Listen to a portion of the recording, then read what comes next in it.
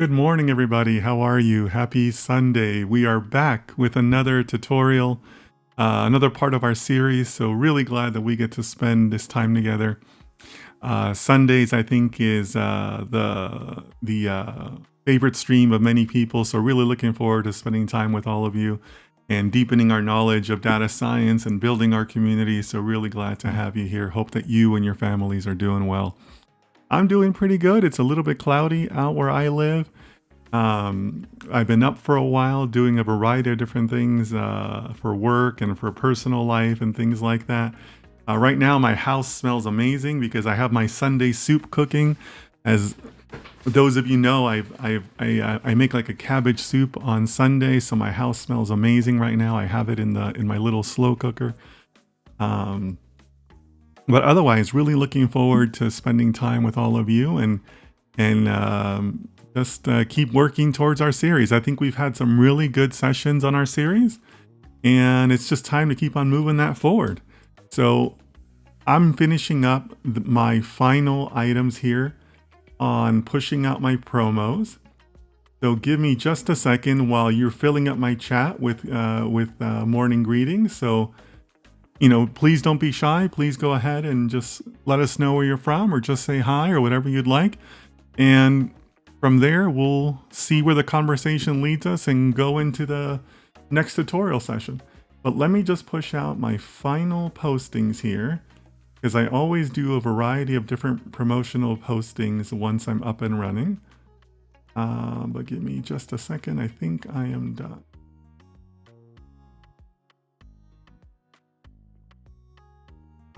Yeah, that should do it. If you're joining us on Instagram, I'm seeing a few people on Instagram. Feel free to watch and switch over to YouTube. It gives you a widescreen view, which tends to be a bit more convenient. So please go ahead and do that. Yeah,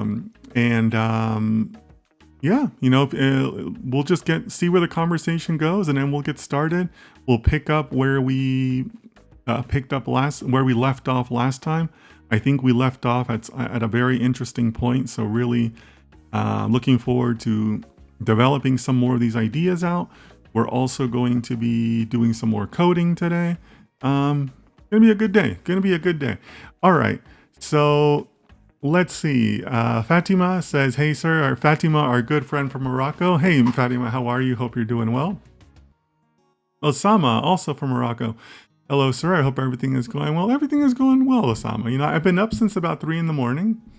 I've been working, just a variety of different things I got to take care of. Lots of changes, lots of things coming up that I have to do. So, yeah, everything's going well, Osama. Hope you're well too.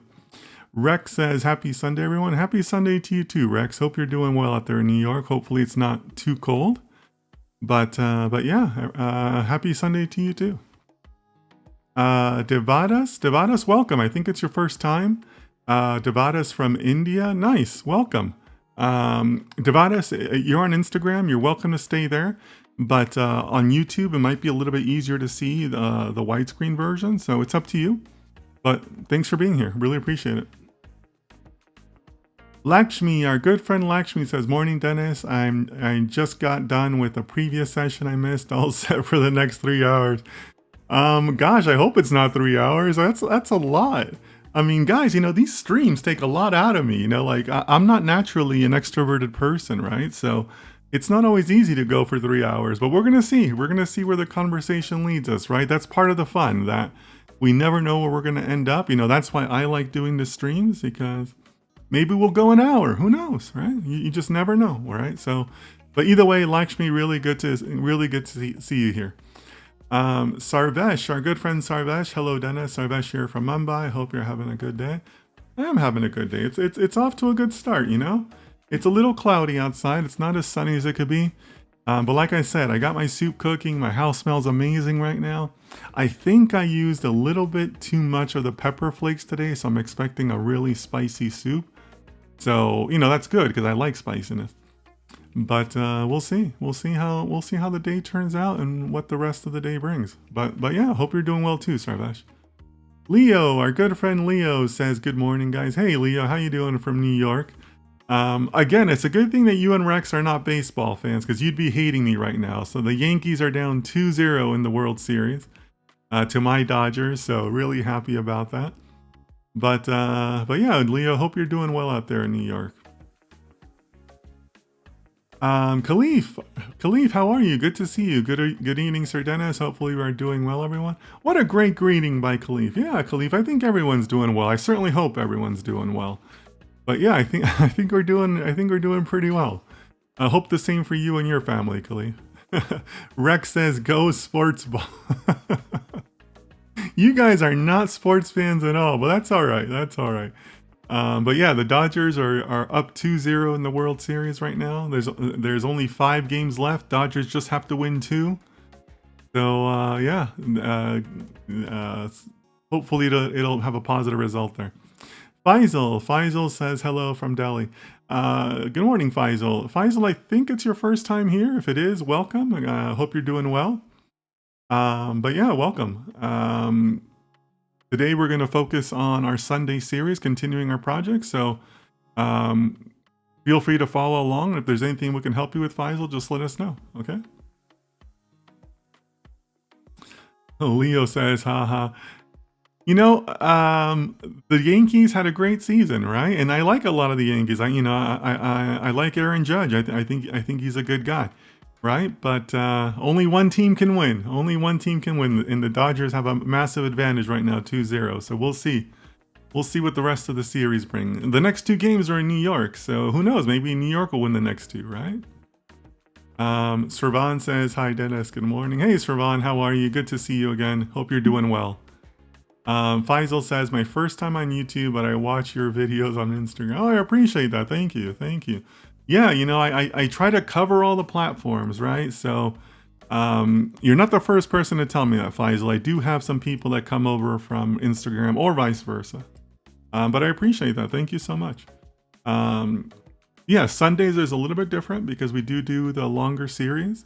But you know, it's at the end of the day, we're all still just trying to increase our data science knowledge, and that's a positive thing, right? Alt 31 morning from London. Well, good morning to you too. Alt, I think it's your first time. I don't think I've seen you before. But welcome. Hope you're doing well. Morning from London. Nice.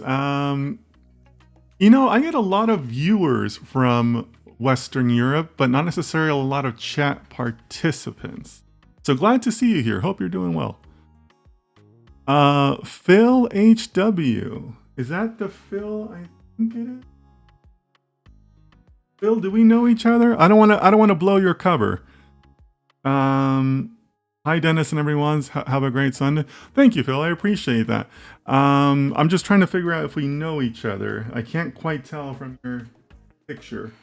Yeah, I think we're going to have a great Sunday, Phil. Stick around. Hopefully you're doing well.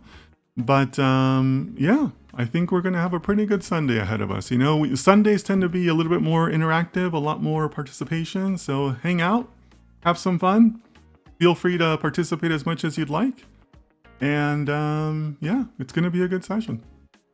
So for anybody else joining us late, feel free to introduce yourself. Let us know your location if you'd like, or whatever else you'd like about, you know, whatever you're comfortable sharing. But otherwise, I have all of my materials lined up for the session today. It's going to require a lot of participation, a lot of back and forth, right? Because remember, we're simulating that all of us are a team together. I'm the chief data scientist for the team. I'm playing that role. You guys are a staff of data scientists, right? So it's very healthy for a team to have open discussions, understand each other's perspectives, listen, learn, advance, display your skills, right? It's all a very valuable part of the process. So hopefully you guys are all ready for that. But again, last call here for introductions. If anybody wants to say hello, please do so. But otherwise, I'm ready to start moving some of my screens. So give me just a second to get those screens going. Got that.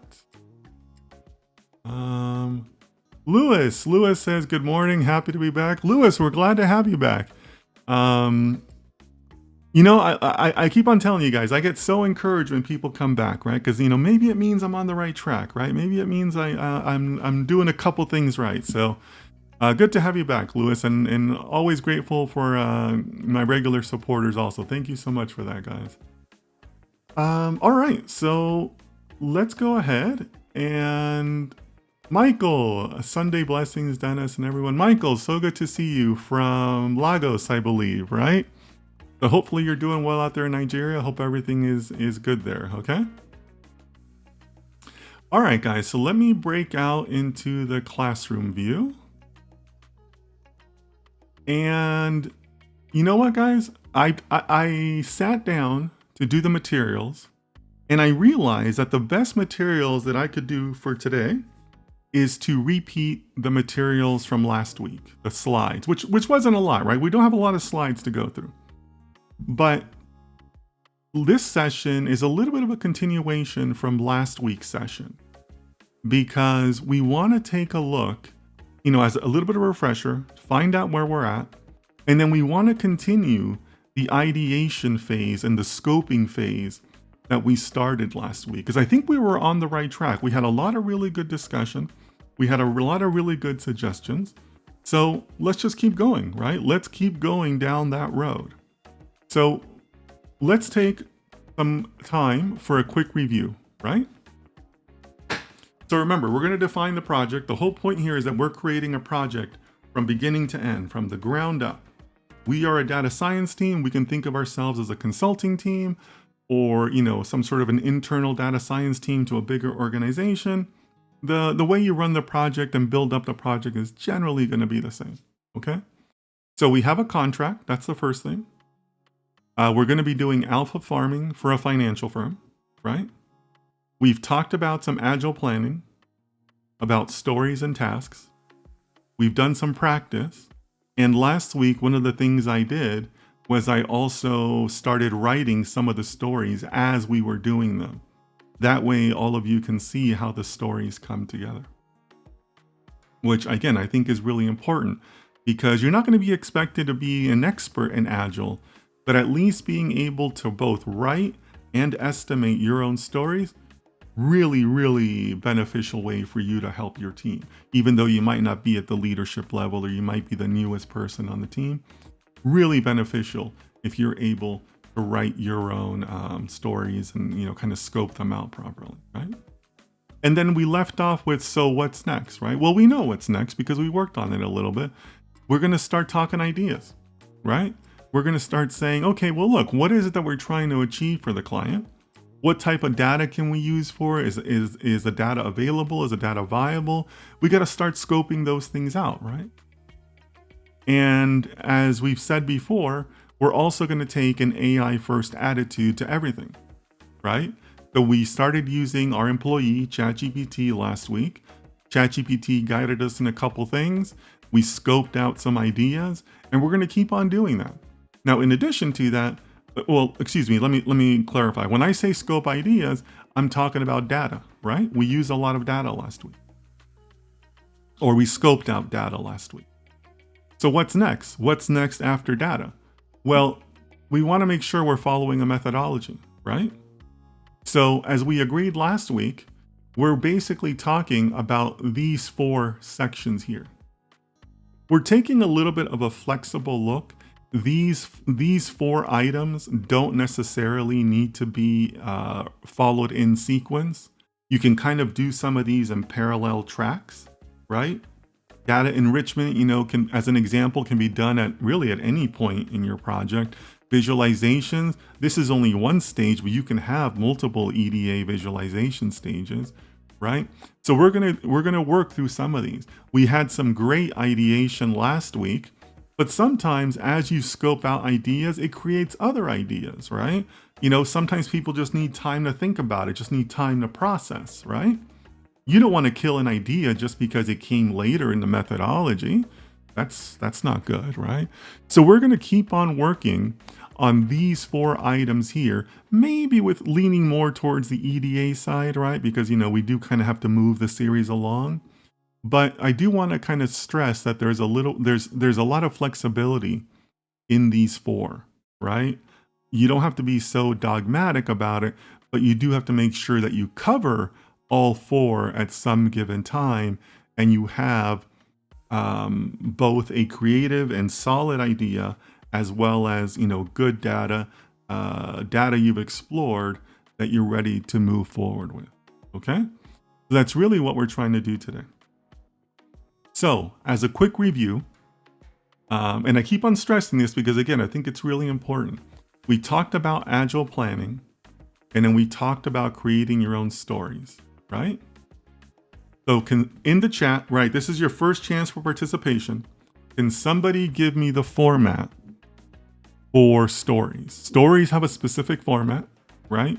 You're highly encouraged to use that format. Somebody tell me in the chat, what is the format for writing a story? I'll give you guys a minute or so to think about that.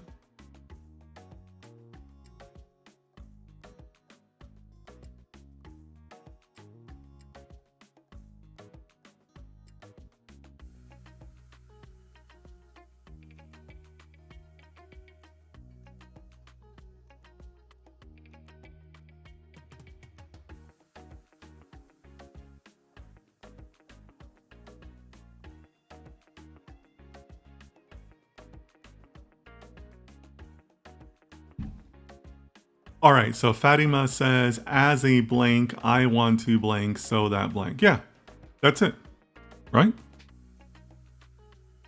We want to make sure that we're using a format for stories.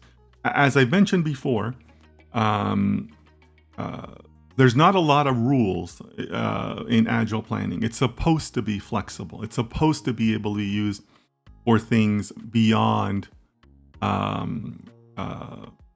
tech projects or anything else, right? But keeping to this format is one of the highly recommended rules for stories. And actually, let me bring that up. Right, so this is basically the same thing that Fatima just wrote, right? In addition to that, remember that one of the few other rules around stories is that they have to be able to be completed in one sprint. So if you remember, a sprint is a unit of time in agile planning. Usually 2 weeks, that's like become an informal standard.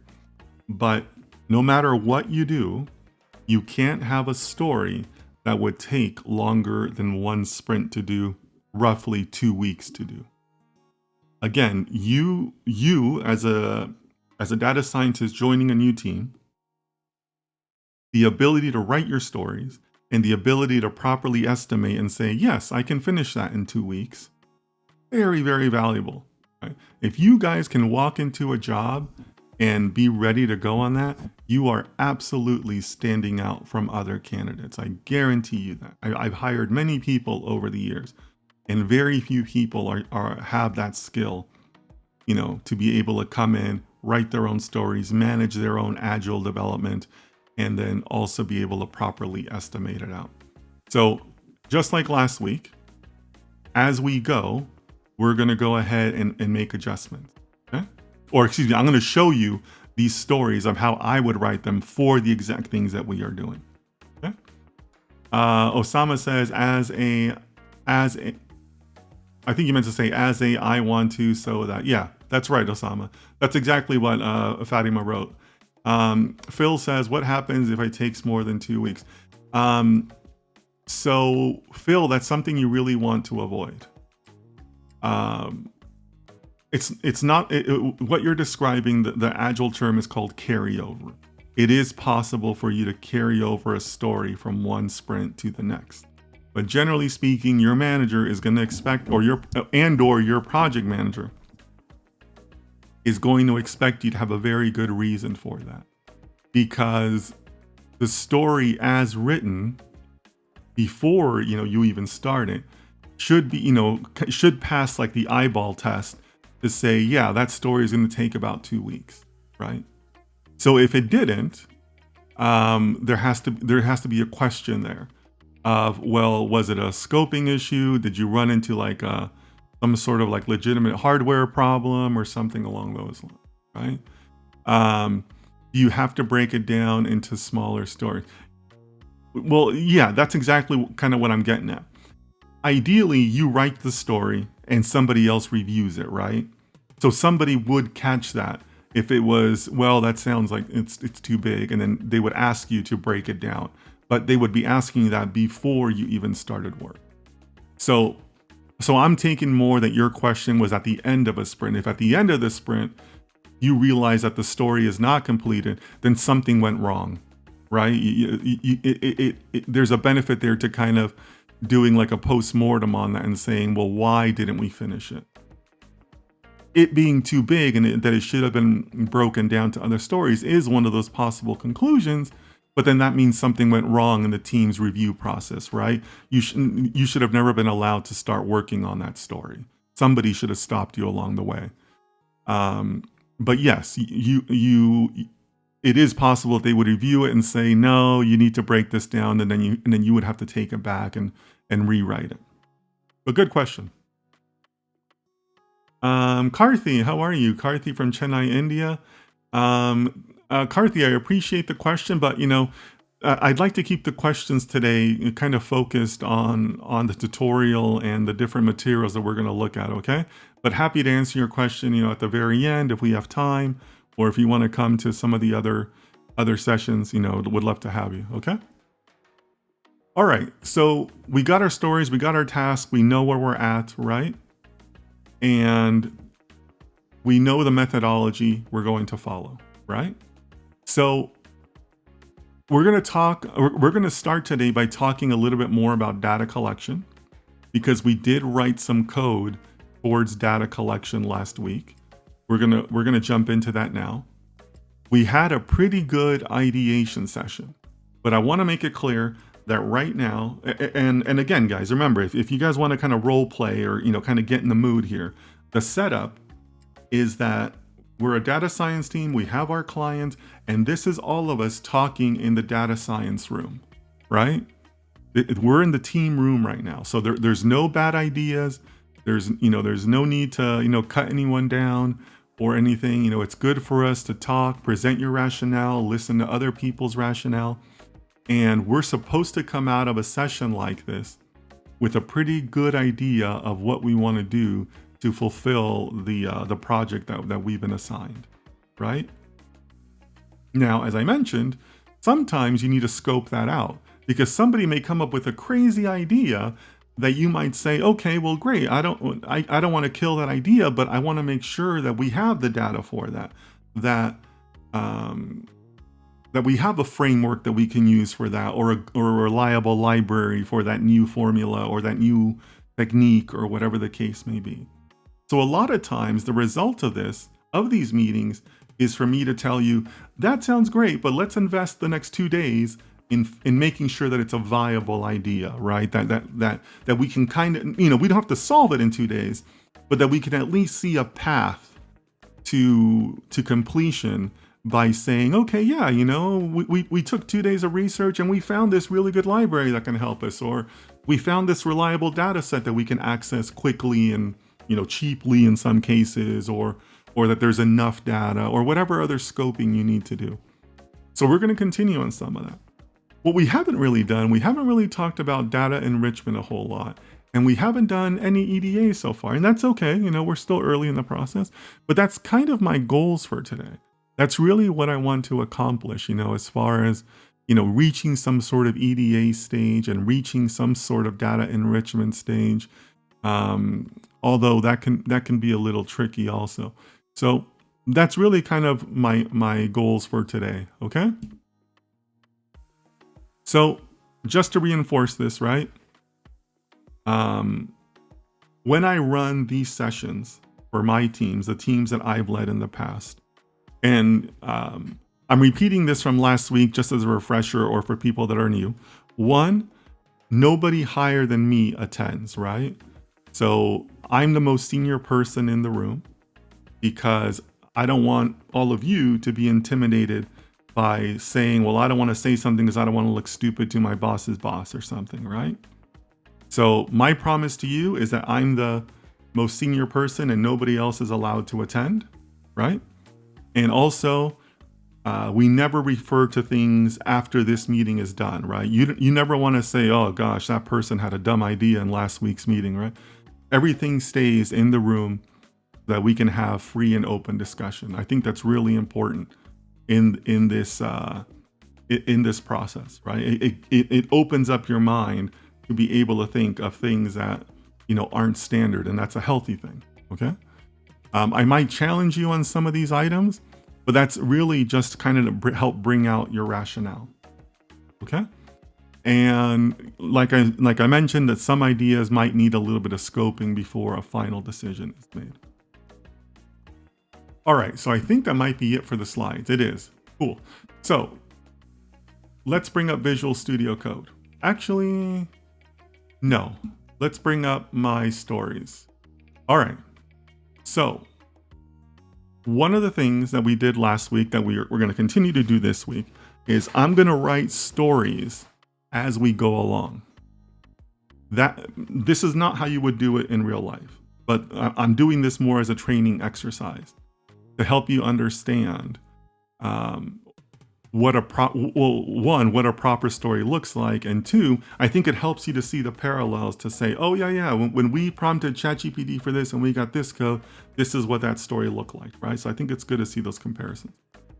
So as a review, to kind of bring us all up to speed, we wrote a couple, right? And I think I know who gave me most of these ideas, but if I get it wrong, feel free to speak up, okay? So this is one that I added. As a chief data scientist, I want to run an ideation meeting with my staff so new project ideas can be discussed. That's basically what we're doing now, right? And that's a story. It's not a technical story, it's not a complex story, but it still takes up time in our project timeline. So it needs to be accounted for somewhere. And that's what a story like that looks like, right? So I, as the chief data scientist, will probably be adding these types of stories just to help you understand that these project plans are not all technical. There are plenty of things that you will be adding that just take up time, right? They're not complex, but they do need to be in your plan so that you can say, okay, well, the reason I can't move forward on this is because this story over here hasn't been completed and I'm relying on another person or another resource or whatever the case may be to help me finish that story, right? So you're going to see me do things like that. But so for this next story, I believe that Fatima was credited with this one. As a data scientist, I want to find a source of news articles so that sentiment analysis can be run. So during our last session, we had a couple of ideas, and one of the ideas was produced by Fatima, who said, well, why don't we look at sentiment analysis to try to predict stock prices, right? I thought we had some really good discussion. Some people in the chat were concerned about bias, which is good. That's a healthy concern. It's healthy for us to have that discussion. But that is what that story looks like, right? Where we can say, yeah, that sounds like a great story, but I gave my opinion that I know that news article data can be difficult to come across sometimes. That's not freely available as you might think, right? Newspaper agencies don't just want to give away that data, right? But it's a valid story, something for us to scope out. Another suggestion was around the Black-Scholes formula. And I think it was Manoj from Bangalore. I think that was you that suggested that. If I have that wrong, again, feel free to speak up, guys. But that's another one, right? He said, hey, I think we could do something around the Black-Scholes formula. Okay. Do we have a library for the Black-Scholes formula? What do the inputs look like, right? How complex do we need to get for that? Let's find out. We also talked about doing a forecasting model some sort of time series forecasting model. I suggested that because we have done work. I have done a previous tutorial here on Meta by Profit. On Profit by Meta. I got that backwards. Sorry, guys. So Profit is one of the latest forecasting libraries. It's advertised as being really effective for forecasting. So let's look at that, right? So that was a story that I suggested. And then we did some of the tasks around forecasting that, right? Or excuse me, around what we need to get the historical stock data to use within Profit. So that's what those tasks look like. And then down here, we also talk about efficient frontier simulations. But we don't have a library for that, right? So we were exploring that. I believe that Manoj mentioned that the Y Finance library could help with the efficient frontier simulations. I'm not familiar with that. I hope Manoj is here today. So Manoj, if you are here today, please let us know. But what can we do with that, right? Let's explore it. Let's invest a couple days looking into that before we kill an idea, right? There's no reason to kill it, so we might as well explore it. Right?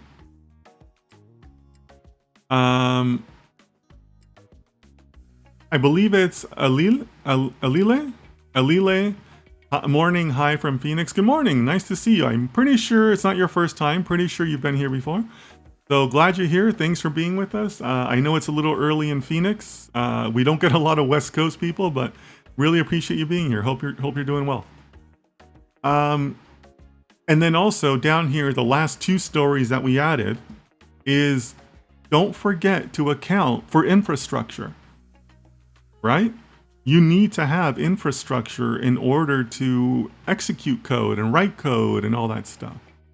So we also included two different stories to be able to help us track the different, or not track, but account for the different things we're going to have to do from an ITIS type of perspective to help us work, right? You need an environment. You need Conda to work. You need to set up your folders, right? You need to set up your IDE. Again, not complex things, but make sure that you account for them in your project timelines, in your stories. Okay? All right. So are there any questions here before we move on? Because otherwise, I want to start looking at some of the code that we looked at from last week. Any questions before we move on from here? Or if somebody wants to correct my memory from last week, because I'm kind of doing all of this from memory. So if I called you out because it was one of your ideas, you want to add something, let me know.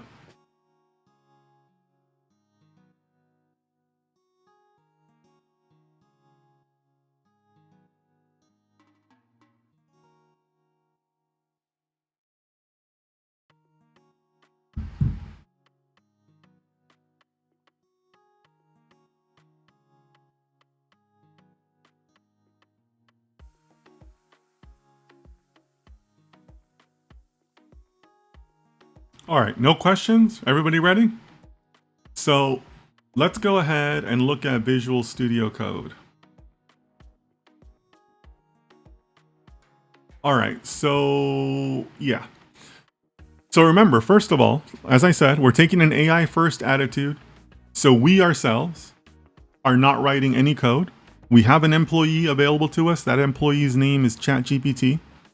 So ChatGPT is going to be writing the majority of our code, like 99% of it, right? So that's where we're at. If you remember, we worked on two pieces of code last week. We worked on getting the pricing data from a particular stock. And then we also started working on the news collection side. We didn't get too far in the news collection because it required an API key, and I didn't want to show it publicly because, that can create problems down the road. But I have done some work to help us with that this week, so we are going to be able to collect news data this week. But let's focus on the price collection. Also, one more thing I should mention. Recall that we also have to keep an eye on the business side of what it is that we're trying to do, right? And the business side is that we're trying to do some alpha farming. And when we're doing alpha farming and using code, one of the biggest advantages we can have is the width of the different stocks that we can search across, right? Having that scale is important because now you're replicating a level of scale that a human alone can't do it, right? And that's a win, right? You can assign a benefit that your work brought the company if you can show that your algorithms increase scale, right?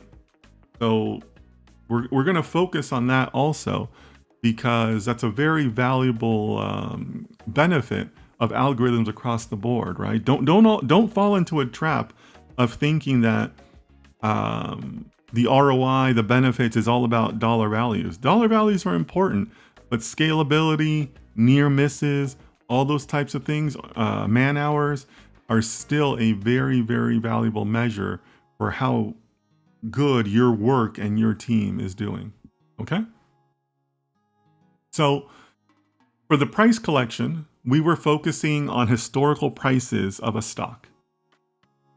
And we know that profit only requires two columns, a date and a price. What was the date and what was the price? And then profit takes over from there and can forecast a model for you. And that's it. That's all you need in order to be able to work with profit. So that's what this does, right? This here, we're passing it a ticker symbol, right? Because that's going to give us the scale to be able to work with any ticker symbol. It takes the ticker, it passes it to YF, which is the Y Finance library that ChatGPT recommended, puts it all into a data frame, and it gets the date and it gets the closing price. And that's it. And then in the next method, we're saving the data to CSV, which is, a pretty standard method. And then we have our main function. And in our main function, we're starting off by giving it a list of stock symbols, which is good because that's where, again, we're going to gain that scale, right? Because this list could be as long as we want. It doesn't matter, right? We can write this as a separate program that sits in the background and collects all the data that we need. And then it goes ahead and starts processing them. Obviously, it looks for no matches. And then if it does find the match, it goes ahead and gives us the pricing data for that particular stock symbol. Okay. So one of the things I also want to do is I want to add one more ticker symbol here. And again, I'm not acting as a financial advisor here, but I am going to add GLD, which is a way for you to hold virtual gold or invest in gold. We're going to add that just because I've done other content on this channel on gold data. And I think it'd be nice to kind of keep that continuity going. But here we're basically saying that not only do we want to collect pricing, we want to collect it on these 4 stock symbols and go from there. For the news collection, I want to talk about that because on the news collection, we had a challenge last week around the news API because the news API does require an API key. And you're going to have to do that sometimes, right? When you scope out data, you might find out that the data is too expensive because it's not free data, right? Here, we're working mostly with free data. But in this case, we had to sign up for an API key. And I had to make that API key one of my one of my environment variables in order to be able to work for it in code and not expose the API in code. But here we are still using the Y Finance library to take a ticker symbol and get the company name. Because the company name is what you want to search on the articles for, right? Articles don't always contain a company's ticker symbol, they contain the name. So you want to go ahead and include that. or convert that rather. So that's where this is. It's getting using the Y finance to get the long name, and then we're going to use the news API using the company name to go ahead and get the articles. And I think we asked for 10 articles. Yeah, 10 news articles about the company. And then we're doing that, and then we're saving the articles to CSV. So from there, you can see that this kind of looks similar in the sense that you start off with some stock symbols. Here's the change that I made from the code that ChatGPT gave us. I'm using, a call to my environment to get the news API key. That way I can keep the API key hidden, and then it's going to process it, get you your articles, and it's going to save the articles for you appropriately. Okay? So any questions before we run this code? I think the code is fairly reasonable. We saw the price collection work last time. I have deleted those files. That way we can have a fresh set of files. But we didn't run the news collection at all last week. We'll see if it runs this week. So let me bring up a terminal.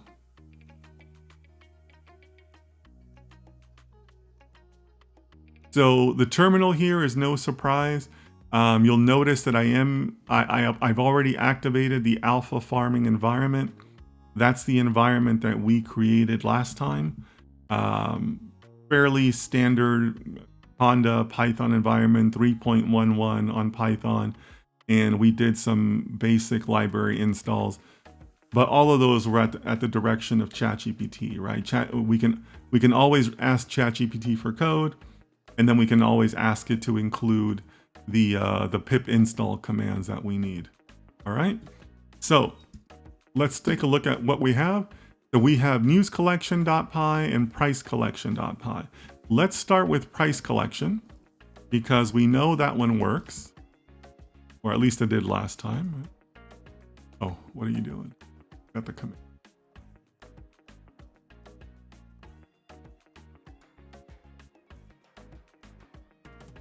And that's it, right? Pretty fast.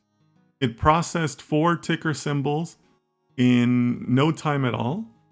And now we can see that we have the data, right? So here is our Apple data. Here's our GLD data, or our gold ETF data. Then we have our Google data right here. And then we have our Microsoft data. So fairly straightforward, right? Not a lot to it. Not a lot to pulling that data. And I believe that this is a year's worth of data. And we can adjust that, right? But this should be enough for working for most forecasting models. I think we had a question last week about whether we needed this in reverse order, because I can't remember if profit requires it in reverse order. But either way, that's okay, right? We still have a pretty good code base to work from. Okay. All right. So now we have some good pricing data to work on any number of models. Let's go back to our terminal again. And this time we want to run the news collection. So Fatima, I know that this was your suggestion and we didn't get to run this last week. But now we are going to get to run this. Okay, so also fairly quickly, fairly quick processing. Apple, Google, Microsoft. And it's saving it to a news file. So now we can see that we have that. So here's our Apple News. Here's our Google News. And then here's our Microsoft News. And you can tell the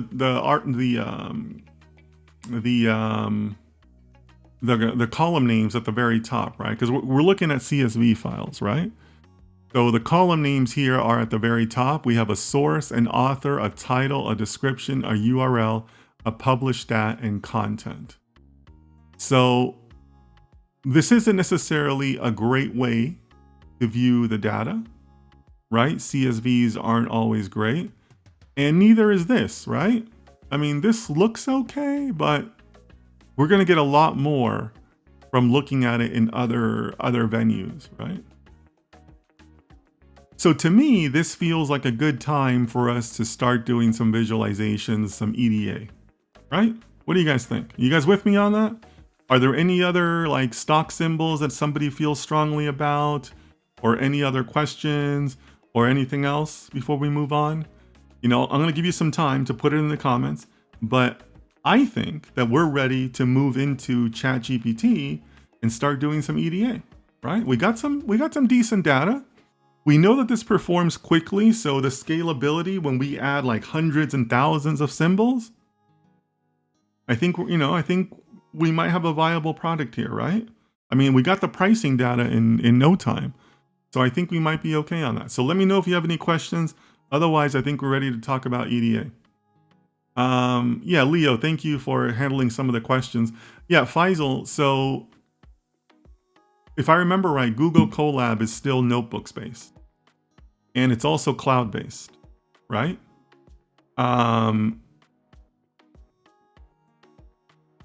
One, you don't need to learn cloud to learn data science. Keep things simple. You can learn a ton about data science just working on your little local machine, your little local environment. Don't fall into those traps of everybody trying to sell you a Google course, an AWS course, whatever. Cloud is not a requirement for good data science. All right? And plus, why make it harder on yourself? You're two learning curves, because now you're telling yourself you have to learn data science and you have to learn Google Colab. Don't do that to yourself, right? Build fundamentals in data science. In professional data science, you don't use notebooks. You can't deploy a notebook. You can deploy scripts though, and you're going to be asked to be doing scripts and programs. So do the most you can to get away from notebooks as quickly as possible. I know they're popular for teaching and the so-called experts online, but I assure you that professional data science is not done in notebooks. All right. Okay, so it looks like Fatima is ready to go on the EDA. She says, yes, I agree. So let's go ahead and do that. Let's go.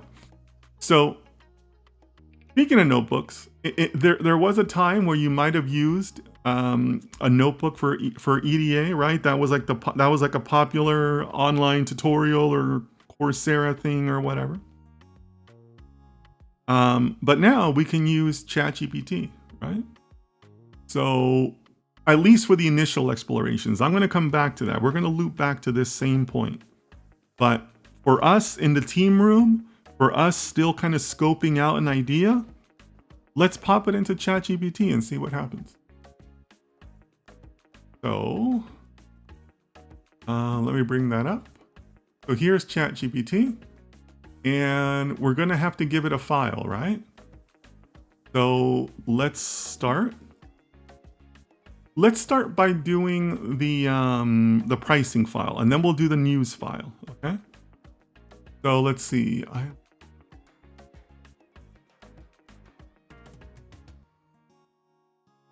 And just so that we're clear, in case we have some brand new people, EDA stands for Exploratory Data Analysis, right? A very key step in the data science process.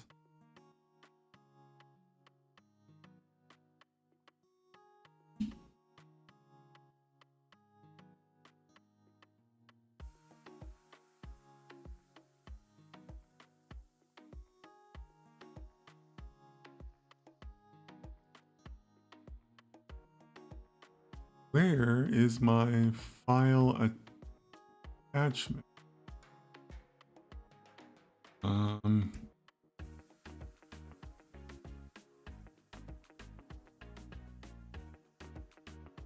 If you need me to zoom on anything, let me know, okay? But I think I have it pretty zoomed in. Can I just drag and drop in? Can't remember if I can just do that. Give me just to try that guy.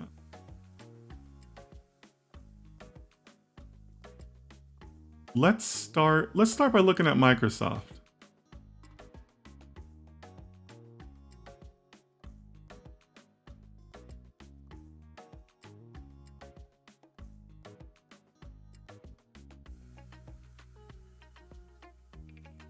Oh, okay. I'm working in ChatGPT 01.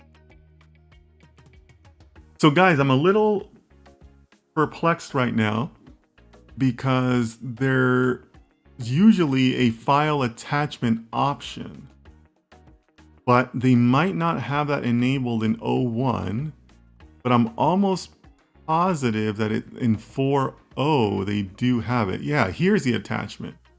Okay. All right. So now we got to do that. So we have to switch to 4.0, and there's our Microsoft file.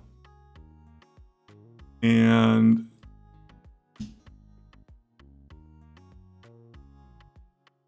okay. So now we're going to do some EDA. All right, guys. So help me out here. What are some of the prompts that we should be asking? Now, it's going to help us a little bit, right? But what do you guys think? One of these on the screen is catching my eye.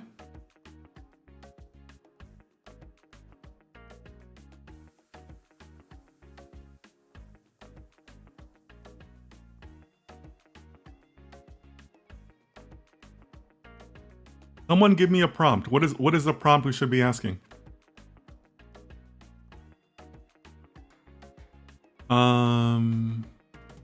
Leo says, try to go use the 4.0. Yeah, Leo, thanks for that. Yeah.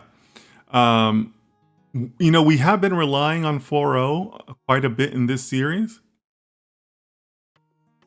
Phil says, thanks, Dennis. Have to go to work now. See you next. Thank you, Phil. I appreciate you stopping by. Feel free to come back anytime. They say, oh, 01 is not available. Well, it's not available for file uploads, right? But I've been using 01 more and more, and it's an interesting version. I'm not sure if I like it more than 4.0. You know, let's just go with 4.0, right? We've used 4.0 for EDA in the past, Leo, if you remember, on the gold research we did. But I think that, you know, let's just see where 4.0 leads us. But yeah, but thanks for pointing that out. I did not realize that 01 did not allow for the file uploads. Leo says time series. Yeah, you know, that's not bad, Leo, but what do you guys think about descriptive statistics? Right? Descriptive statistics is like data science 101, right? That's like your first day in data science school, right? Does it feel like descriptive statistics is a good place to start?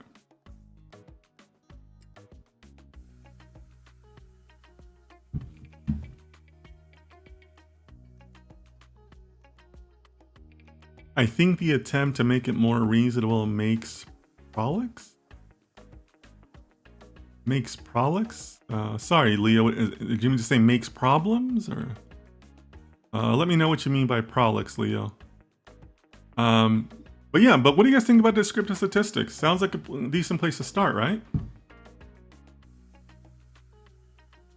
And actually it says it already proceeded with these steps. Okay, wow, okay.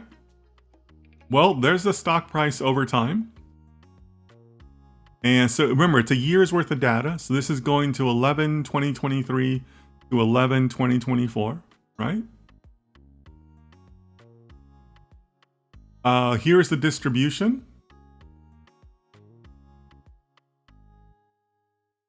Distribution in time series, especially for stock data, can be kind of sort of okay, I guess, right? Maybe not always the most beneficial.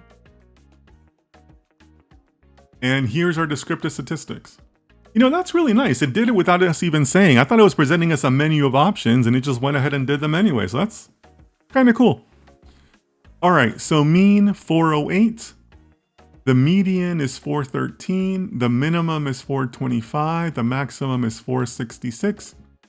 And the standard deviation is 26, almost $27.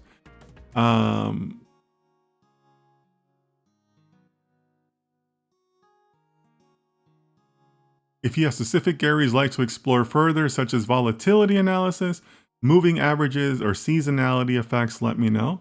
Okay. That's interesting.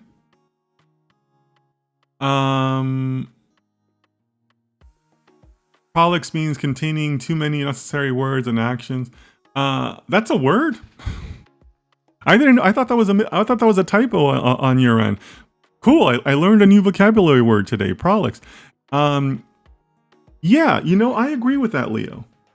Not trying to get us too, I don't want to distract us too much, but it's funny you mentioned that because I was doing some work with Perplexity last night or yesterday afternoon, and I got the same feeling that some of these LLMs now, they're almost like overextending, right? They're overextending like to show just how great they are, right?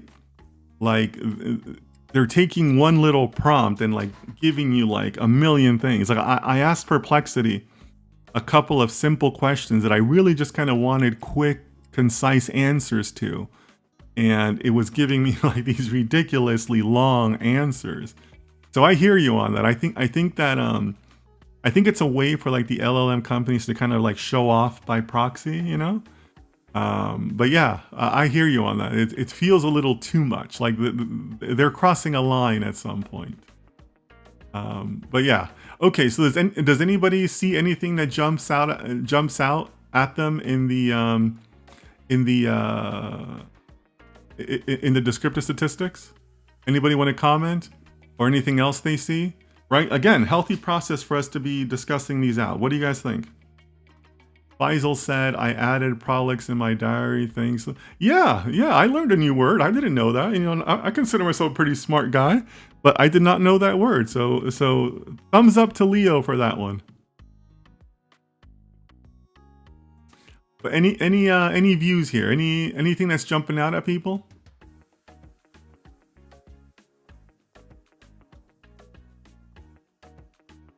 What do you guys think?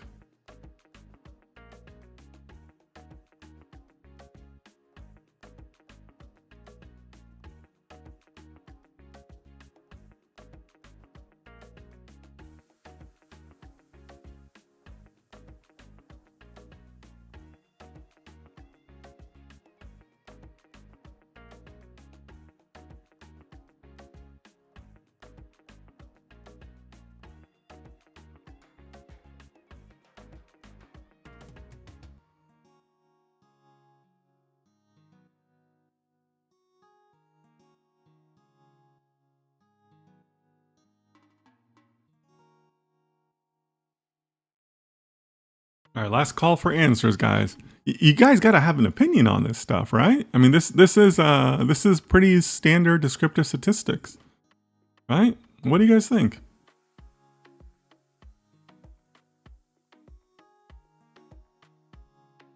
And by the way, if I'm going too fast on some of these items, let me know.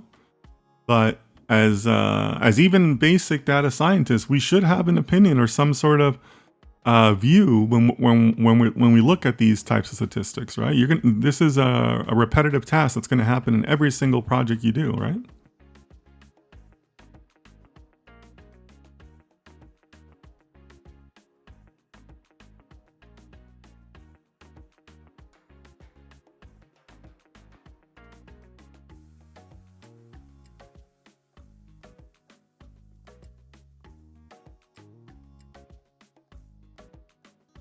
Let's take a look at the chart that's up here.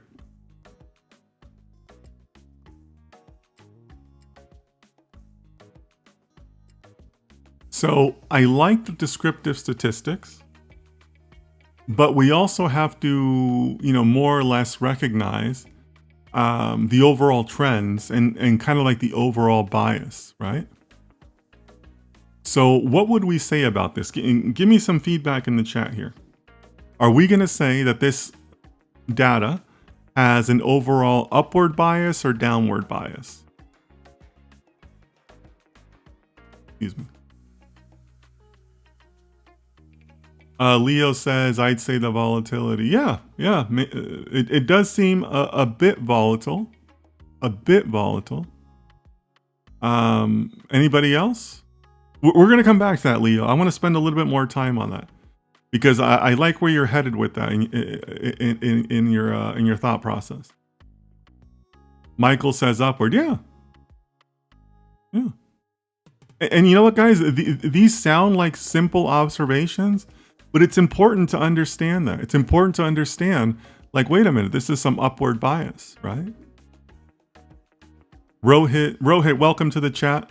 I would say upward bias. Thank you for that, Rohit. Manoj says volatility with an upward trend. Yeah. Yeah.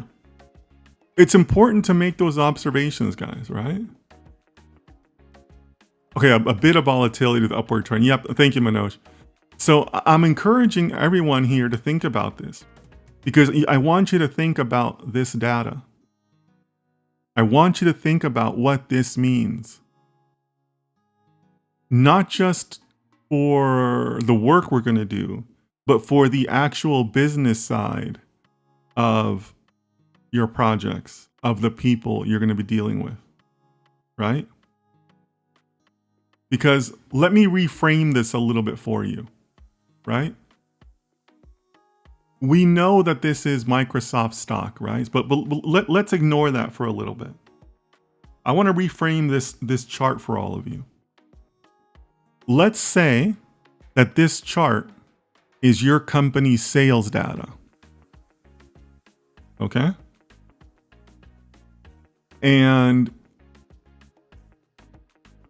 you're the leader of a data science team, right? You just got promoted to senior data scientist.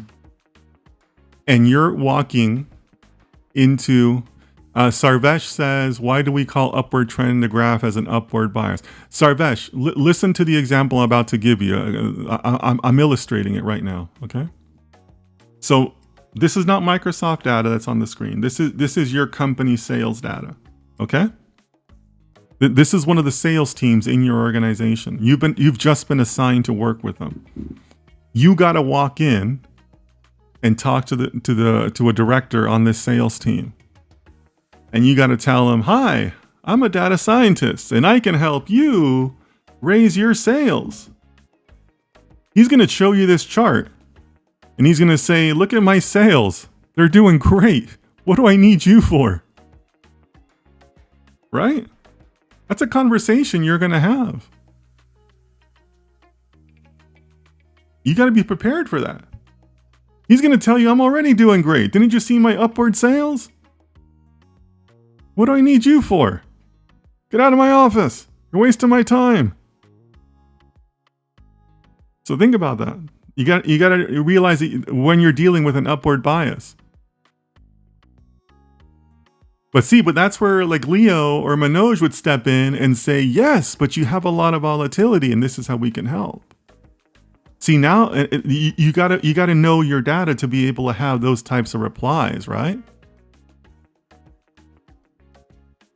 So this is why I'm asking you to kind of consider these things, right?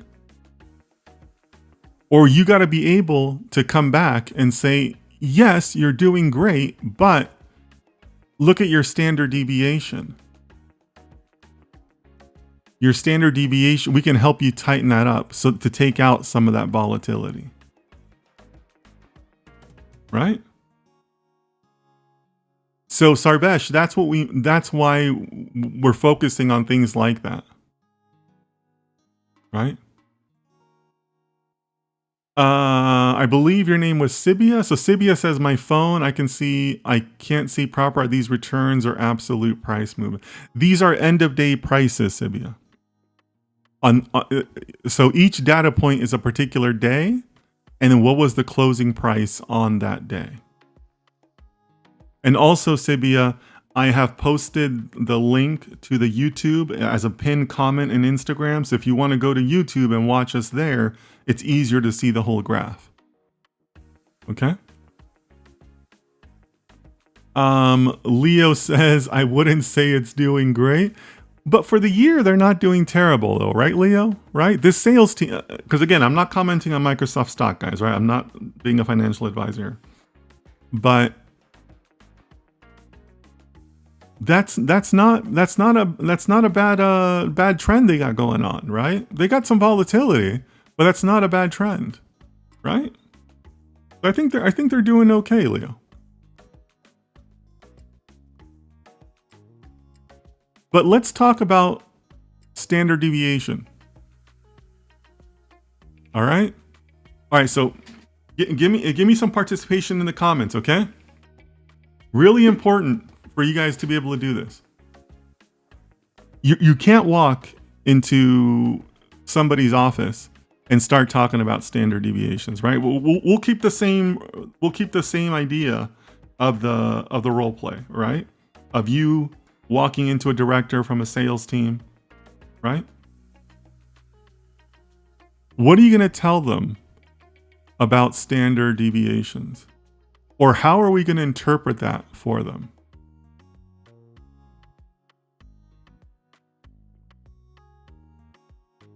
So I want you guys to think about your statistics courses. What does it mean to have a standard deviation? And all of that, right? Please, give me an interpretation.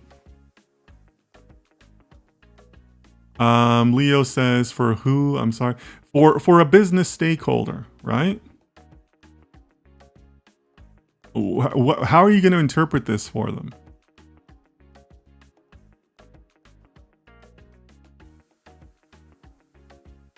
What does it mean when you have a standard deviation of, let's just call it $27?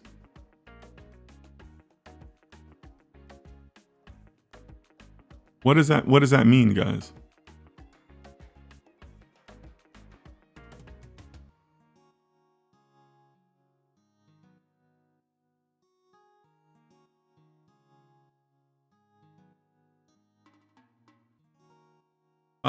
Leo says it's risky for alpha farming. Okay, help me understand what you mean by risky, Leo. How are you defining risky in that scenario? That can mean many things, right? So I want to make sure that I'm aligned with your definition of risky. But, just to guide you guys a little bit more, what does it mean when you're one standard deviation away from the mean? What is the interpretation of that? Like, there's a reason why standard deviations exist, right? Maybe something having to do with ranges, right? What do you guys think?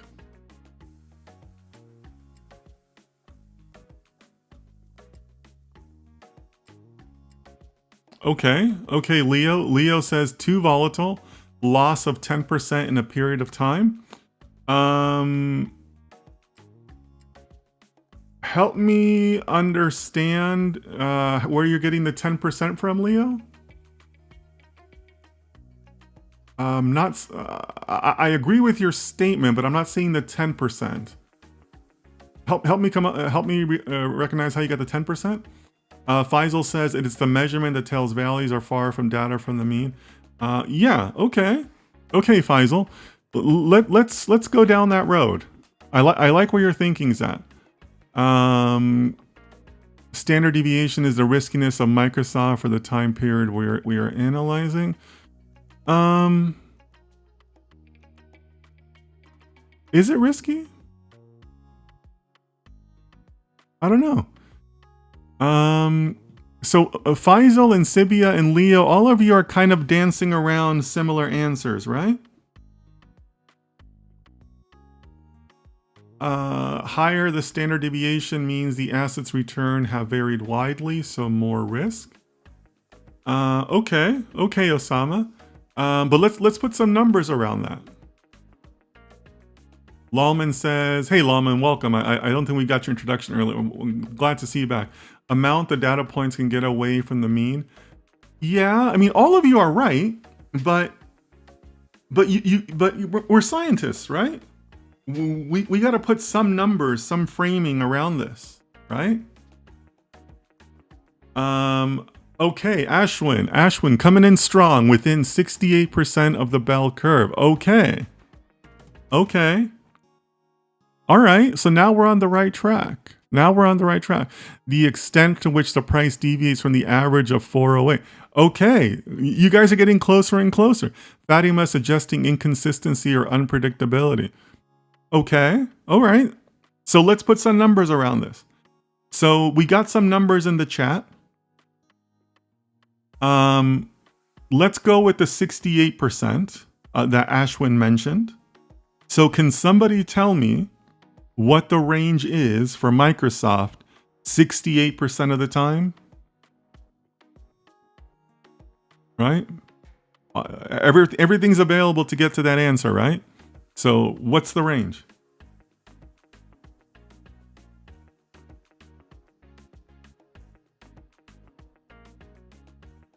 Manoj says it fluctuates $27 for each data point approximately.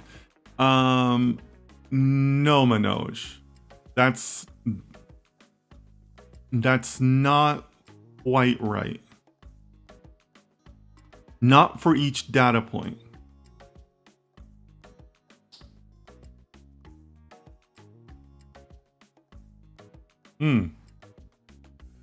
There you go, Sarvesh. So yeah, Sarvesh has given us a pretty good interpretation there, right? 68% of the time, you're going to be within $27 up and down of the mean, right? That's a very valuable business insight, right? That's the kind of stuff you share with your stakeholders and how you present it, right? You can say, look, we got our historical price data. This is where you're at with your mean. And 68% of the time on any given day at closing, you're going to find that this stock is between, what is it? 27 or plus 408 is what? 35, 435, or you're going to be, what is that? 391, 381, or whatever it is. I'm doing the quick math, right? But if you can present your results in that way, guess what? Now you're not the math nerd. Now you're the business guy, right? That's good. That's super valuable to do. And then you can also do it for like 2 standard deviations, 3 standard deviations, right?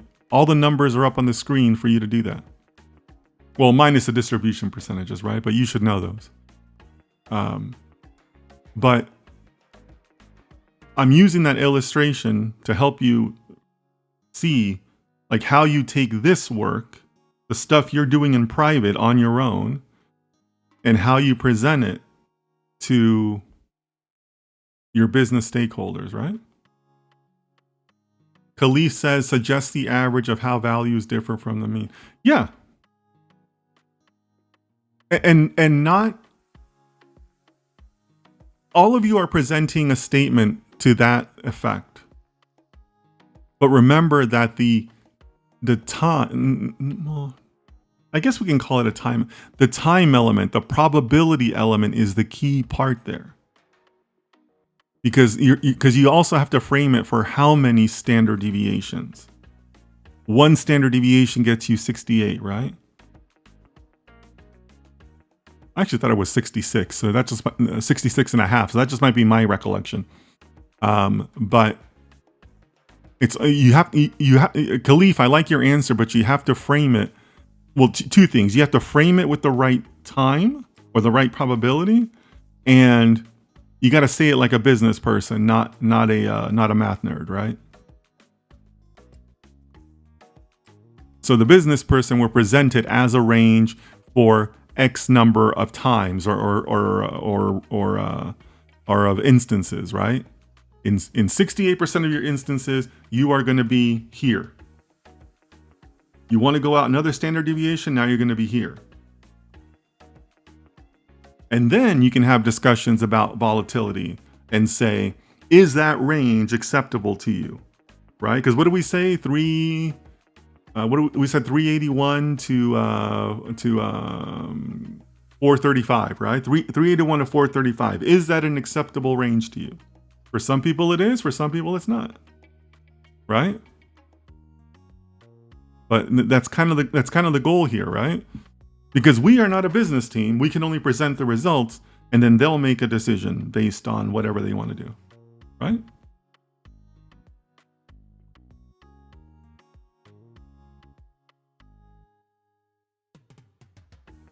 You guys with me?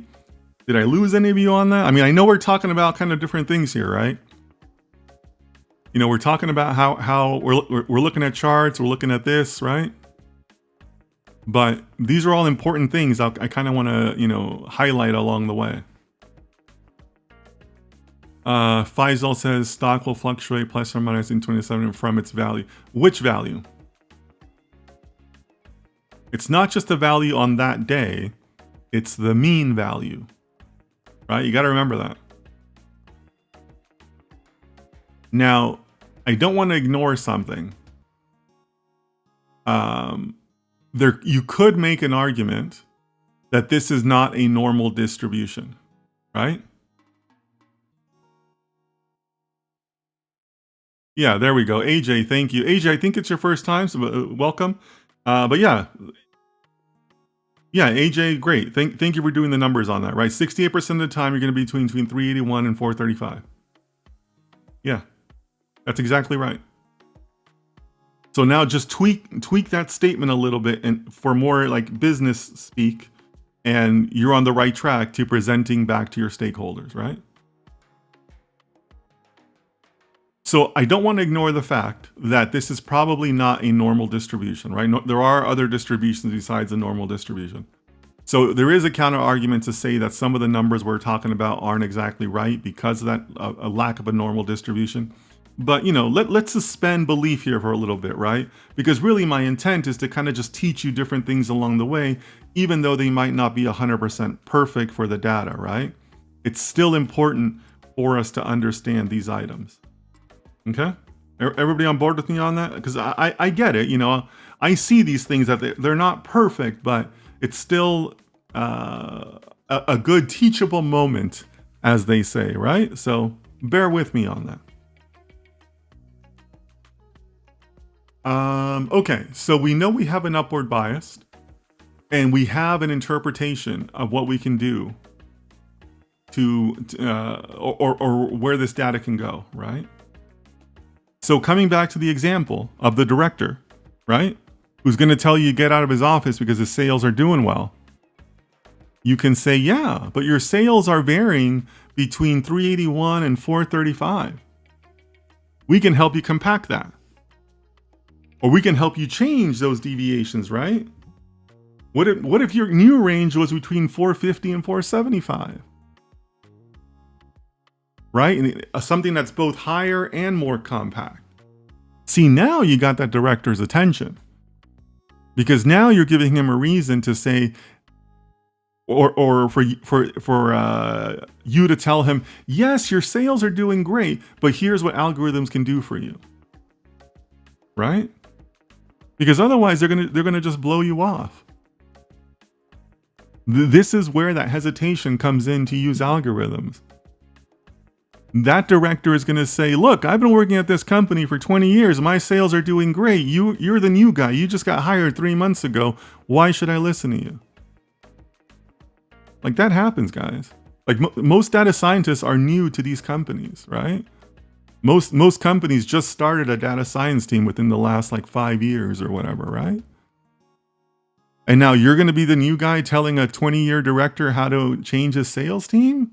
Like that's going to be a long walk if you're not prepared, right? Like they're going to beat you up if you're not prepared, right? So that's why I'm kind of highlighting these things, because it's super important. Super important for you to be prepared with that. To be able to walk in there understanding their data and understanding how to present your project, your ideas with their data. Otherwise, like it's going to be very, very hard for you to sell them new ideas, right? Like your team's going to have a hard time finding success or finding their footing. So I hope you guys understand that, but it's super important to kind of give it that eyeball test and give it the an analysis of the descriptive statistics, okay? All right. So I think that there's very little reason to believe that the data for the other items that we got are going to be any different. But just for fun, let's go ahead and do it for the gold data also, because some of you here were part of the gold research that we did before. So why don't we go ahead and do that? But I want to make sure that we also have time to look at the news collection, because I know Fatima's in the chat. It was her idea, so definitely want to dedicate some time there. So now, here. Oh.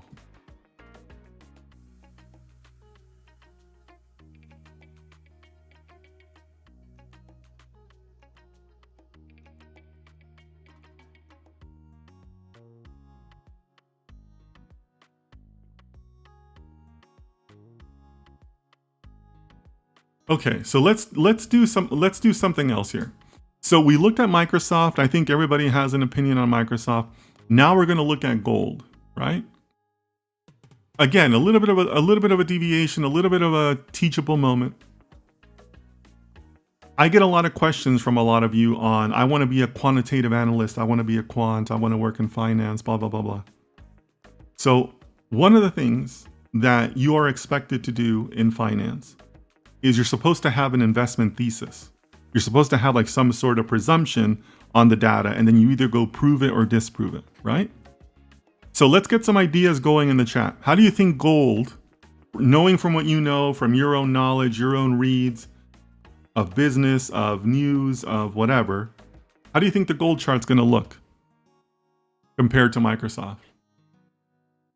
Upward bias, downward bias, a tight standard deviation, a broad standard deviation? What do you guys think? It's important for you guys to just think about it, right? Like nobody's going to commit you to this, but have an opinion, have a thought, have a basic hypothesis for why you're choosing something, right? So let me know. Let me know. Otherwise, we're going to start putting up the data here.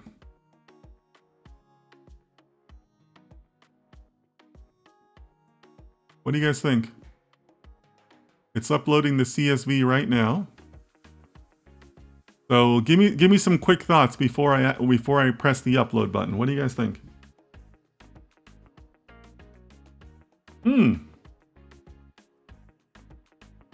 Sarvesh says likely a downward bias. Leo says upward bias, lower standard deviation, less volatility.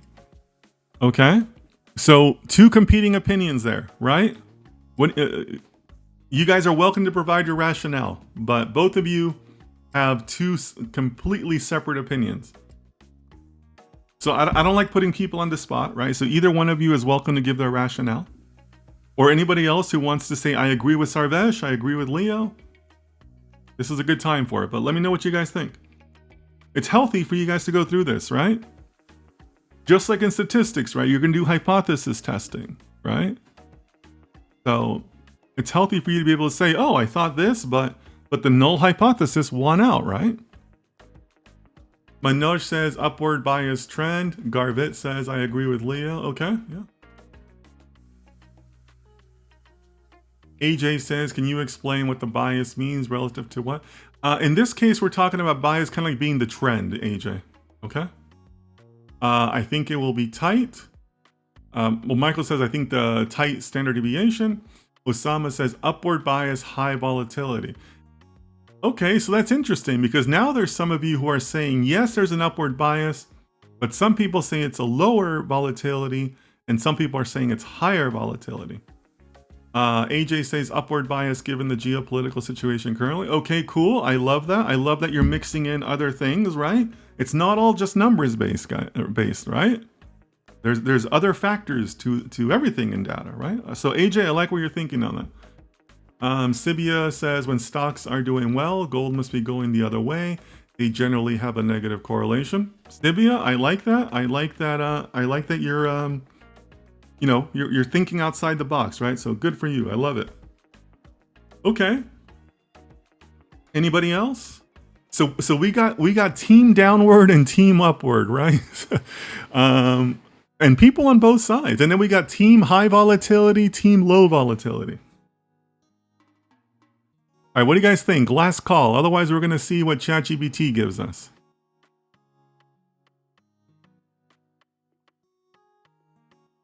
Okay, so Faisal is upward bias and high volatility. Okay, so you basically agree with Osama. Okay.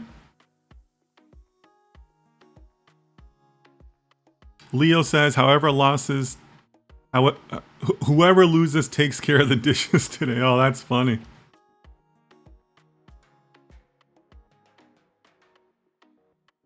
All right, last call for answers.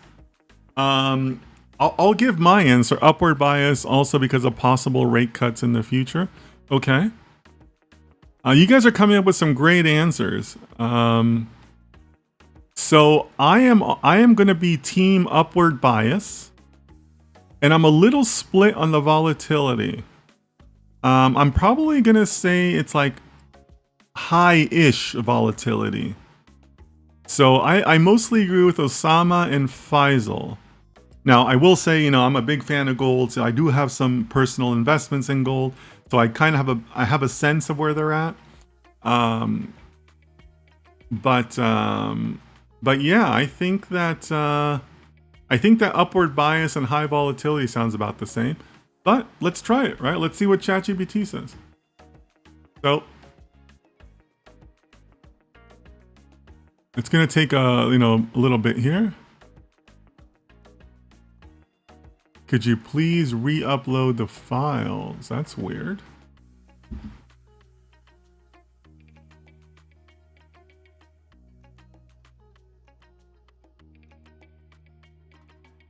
I guess it didn't like holding it in memory for so long.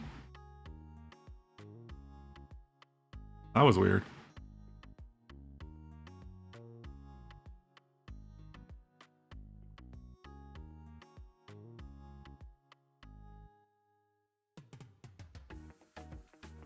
All right. So where was my team downward bias again? Yeah, again, guys, I'm not giving financial advice here, but if you don't know, gold has done extremely well over the past year. Extremely well. But yeah, so there's our gold. Upward bias. Okay. We haven't looked at the descriptive statistics yet, right? But we talked about volatility for Microsoft. What is your sense of what the volatility for gold will look like vis-a-vis what we learned from the Microsoft charts? This isn't like a strict scientific study, right? This is more you developing your nose for data, right? And I want to do more content around that, because after a while, when you become an old man like me, you kind of get a nose for the data, by looking at things and thinking about proportions and things like that. You kind of start saying, oh, okay, I kind of see where this is going. What do you guys think? I mean, you guys were willing to look at volatility from Microsoft. Well, what do you guys think about this?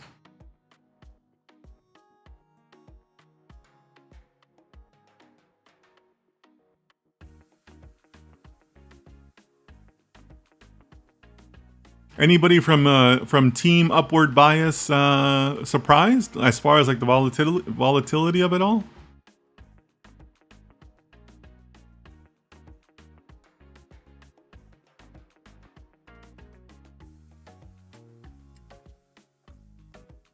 Looks great. Definitely worthy to our client. Okay. What do you think of the volatility, Leo? Garbit says Leo's on point. Yeah. Yeah, I think overall, this is a good looking chart, right?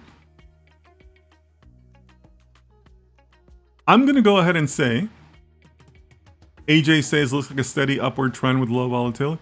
Yeah, AJ, I think you're right. I think the people who said low volatility previously were probably correct, right? I said high-ish volatility, and I think I'm wrong on that. I think that on a proportionate basis, to stock price, this is going to have a tighter, narrower, however you want to put that, standard deviation than the Microsoft chart, right? I mean, that's basically how I'm defining volatility. I know, there's a lot of ways to define volatility. Don't get all math nerd on me. But if I'm defining the volatility as the standard deviation range, I'm going to say that we're probably expecting a more narrow range than what we saw for the Microsoft one. Right? Because on the Microsoft one, we saw the standard deviation was $27 on 401 was the mean. I'm going to say that this is probably smaller than that. So what is that? That's 5%, right? Like 5.5%? Yeah, 5.5% in that standard deviation. Is that right? Yeah.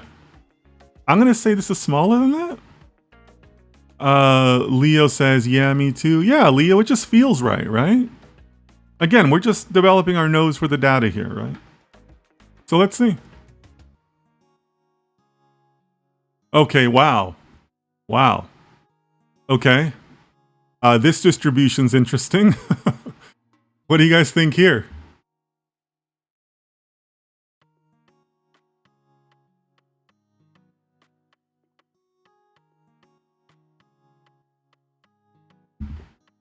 Does anybody want to say that this is a normal distribution?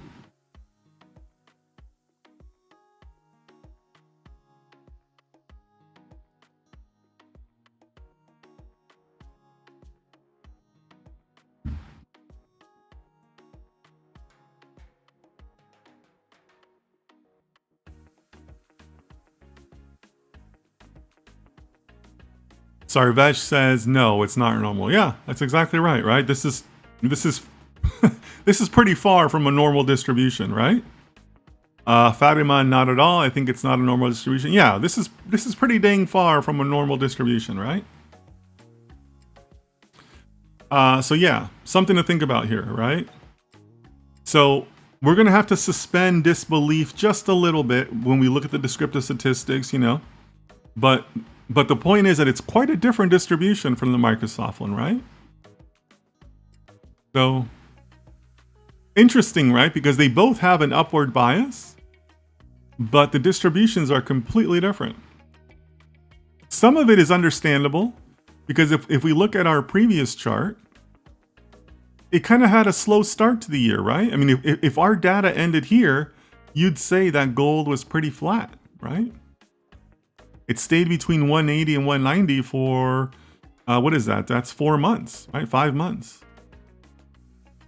So it's only been in the recent times where it's really kind of gone up, or relatively recent times, right? Like 6 months ago. So that's kind of understandable. But knowing that you don't have a normal distribution is very important down the road in some models, right? Because some models, you know, some models have prerequisites, right, of your data. And it's possible that you would come across this and you'd have to say, well, we can't use this model because we know we don't have normally distributed data. And that's okay. Right? You don't want to violate those rules, right? But let's look at the descriptive statistics.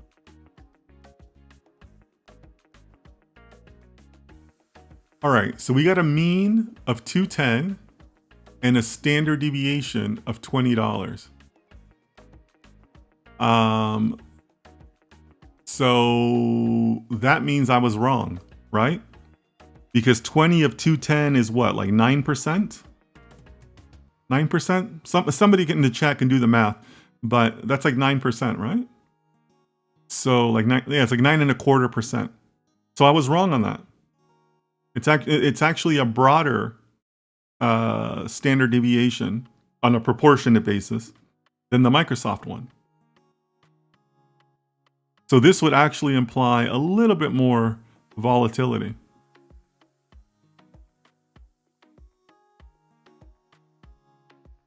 Now, again, we are dealing with skewed data, I think, right? Garbage says 9.5. Yeah. 9.7. Yeah, thanks, guys. Yeah, that's what it felt like. So that's not great, right? On a proportionate basis, that's not great.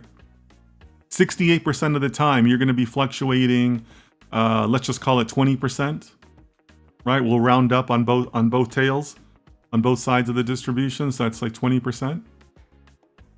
Is that attractive to most clients? Probably not, right? I mean, 68% of the time you're going to be on a crazy roller coaster ride. So if you had somebody who was demanding more stability, the Microsoft one would do better. Microsoft was 6.4. Was it 6.4? Okay, I must have just remembered the numbers on. I estimated it at 5.5, but 6.4. Okay. So yeah. So we made a hypothesis, right? My hypothesis was that it would be tighter than the 6.4, but I was wrong. That's okay, right? You take that and you learn from that, right? Well, I think it's due to the sudden rise of it. Yeah, Leo, you're absolutely right about that, right? Yeah, because remember, guys, one of the things that we're ignoring here is we're ignoring time. We're ignoring when these means have shaped into place, when these maxes happen, when the lows happen. You know, that's one of the faults of like the descriptive statistics at the stage that we're at, right? That you're not taking the time into account. If we just did, you know, like we saw earlier, if we just did an analysis of the first 4 months, completely different numbers, right? And this might be more of a normal distribution, right? Because your range is only $10, right? You really can't get too out of whack in that small of a range, right? I mean, that's really kind of what you learn over time, where the wider the range is, the less likely you are to have a normal distribution, right? Because some significant things had to happen for you to have such a broad range, right? Leo says, for me, it's still safer than Microsoft. Yeah, you could say that, right? You know, Leo, when we look on a broader scope, sure, you could say that, right? I mean, we're kind of comparing a little bit of apples and oranges, right? Microsoft is a company, it's a tech stock, whereas gold is a commodity, right? So from a business perspective, right, from like a financial management perspective, two different asset classes, right? So Leo, you know, maybe that's kind of your underlying message there, but you know, we should be looking at that, right? That yes, it's fun to look at these, but these aren't equal assets, right? One is a human-led company stock. The other one is a reflection of commodities. Nobody like leads commodities. There's no president of gold, right? So yeah, you know, that could be another thing to say, well, yeah, look, I like your analysis, but I want to do only commodities, or I feel safer in commodities, or I really like Microsoft's products. I want to do Microsoft instead, right? There is like that human element in all of this, right? So I appreciate you bringing that up, Leo. All right. So this is good, guys. This is really good. So I think that we as a team have enough information on the viability of a model with this data. Because remember, we're not trying to solve the world in one day. We're just trying to kind of say, hey, look, you know, we have this really good idea. Is it viable? And I think we have enough here to understand that it is viable, right? If you agree with me, you know, let me know. If you disagree with me, let me know. But I want to bring us back to where we're at in the entire development process, right? Because if we go back to the methodology, we're still here. We're still in this phase. We're not down here to model, design, interpret results, right? It's easy to get ahead of yourself. What we're doing now is just us being in the team meeting, somebody suggesting something, and me saying, okay, let's spend a couple days, make sure we get the data and all that, or there's data sources and all that. And we got all of this by a bunch of GPT prompts and 40 lines of code. So that's a reasonable investment for, you know, you, a staff data scientist, to come back to me, the chief data scientist, and say, yeah, Dennis, you know that idea we suggested? We spent 2 days on it. We think there's a viable path there. Okay, cool. Let's add that to the idea list. That's a good idea. So we have a second idea, right? Fatima's idea, the news collection idea. And we have the files for that. So let's go look at that. Leo says, ooh, who likes Microsoft Pro? Oh, that's funny. Yeah, I mean, I'm not always a fan of Microsoft products. But, you know, there's worse companies out there. Hey guys, you know what? I need to take a quick 20-second camera break because I want to go check on my soup. I'm hearing some funny things. I'm wondering if my soup is out of broth. So guys, I need to take a quick break here on the camera. So go get a drink of water or something, but give me 20 seconds, okay?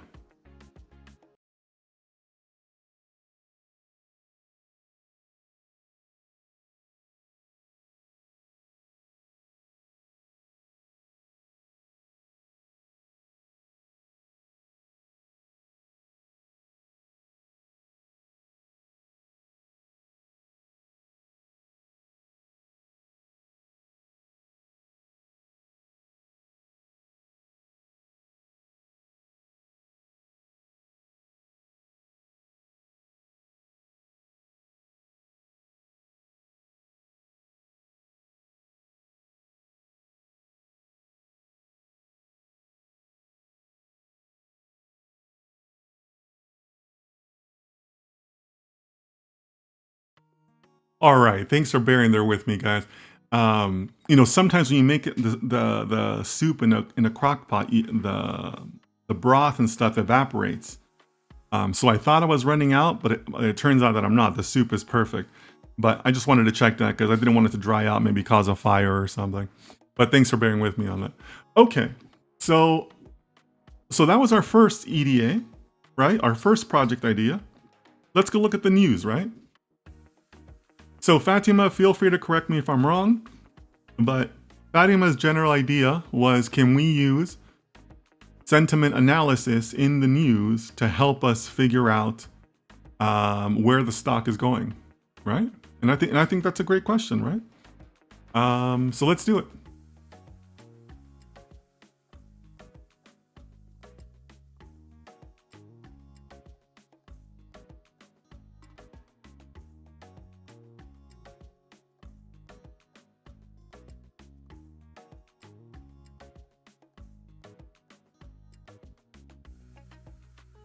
So should we just stick with Microsoft, or do you guys want to switch to Google or Apple? I think we should keep going with Microsoft because I think that, you know, we're kind of on a roll with that, right?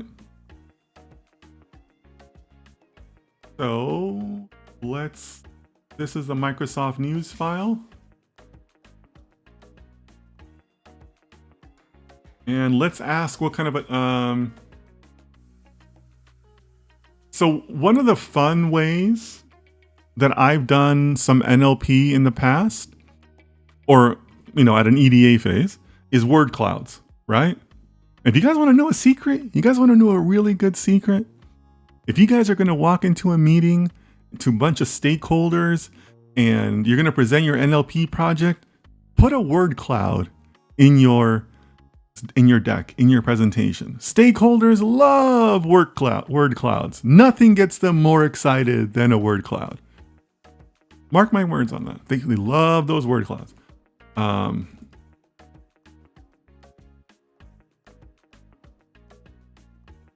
So let's start with that. Let's see what it gives us.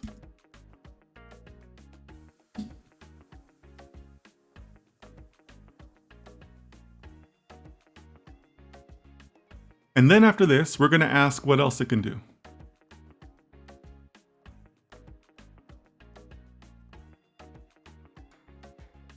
Wow, that's pretty cool. I did that pretty quickly.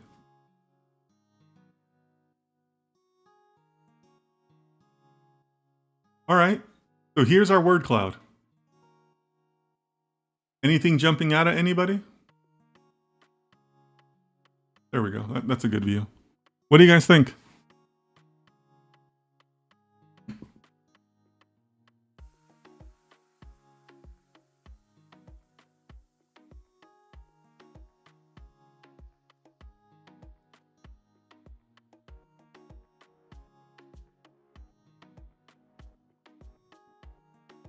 Let me know what you guys think.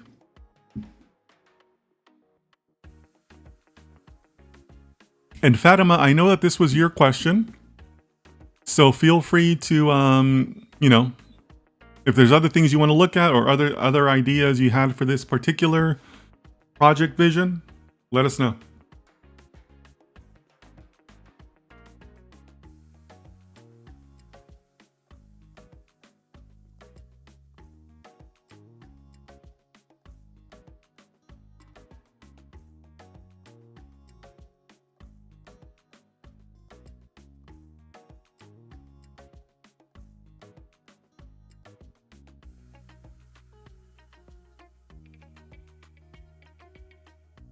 Also, we're going to have to be cognizant that NLP kind of tends to be its own other animal, right? Like there's reasons why people specialize in NLP. And I think we might get a small sense of that in some of this EDA, but we'll see.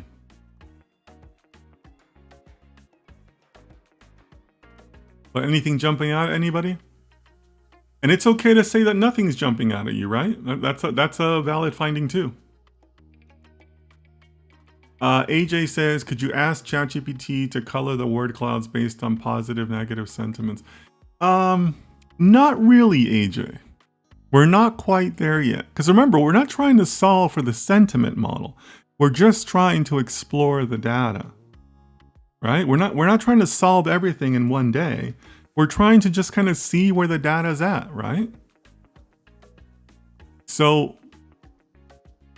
I'm sure that ChatGPT could give us a sentiment based on some text we give it, but that's not really a proper model per se, right? Because we haven't trained anything just yet, right? So, you know, we kind of gotta make sure we don't, you know, get ahead of ourselves, right?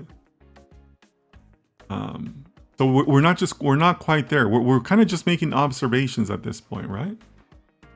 Sarvesh says free word is highlighted. Yep. It's pretty big, right? Because remember also, just in case you guys haven't worked with word clouds, the size of the word represents how is a representation of how often it's being found, right?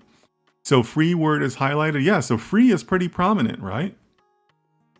That's a pretty prominent word. So it implies that it's being used a lot. AJ says lots of references to AI in the word cloud. Okay. That's a good observation, although I don't see it myself.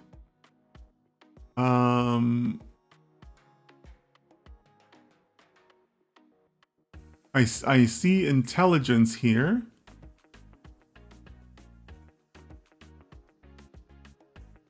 But that's it. So I'm not disagreeing with you, AJ, but I'm not sure I see as many instances. Like, for example, I did notice that there's at least 2 Bitcoin instances, right? You got a BTC and you got a Bitcoin over here. So that to me is a little bit unexpected. I usually don't think about Microsoft as being, you know, a blockchain or Bitcoin company, right? So that's a little unexpected. So AJ says they see Terminator, artificial AI. Okay, yeah, I see AI, I see artificial. Okay, cool. Anybody else? Anybody else want to give observations?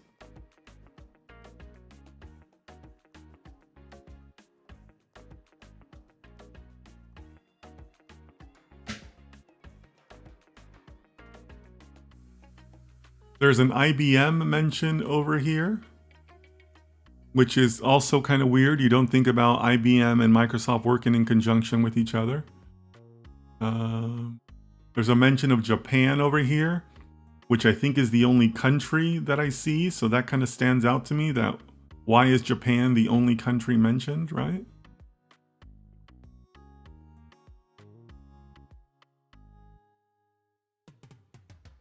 Anybody else?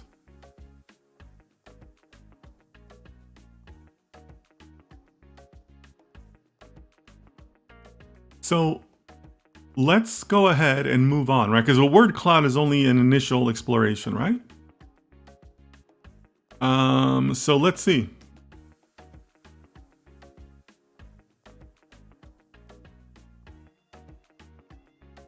Let's ask our employee what it can do. Text statistics, okay. Sentiment analysis. That's good. Publishing trends. Source analysis, topic modeling.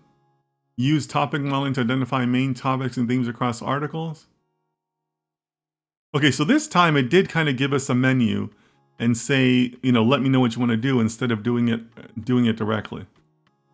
From the 13F mention, it's possible reference to earnings to be released next week. Yeah, okay, great. Okay, that's a great observation. So, yeah, where I saw that 13F, where was it?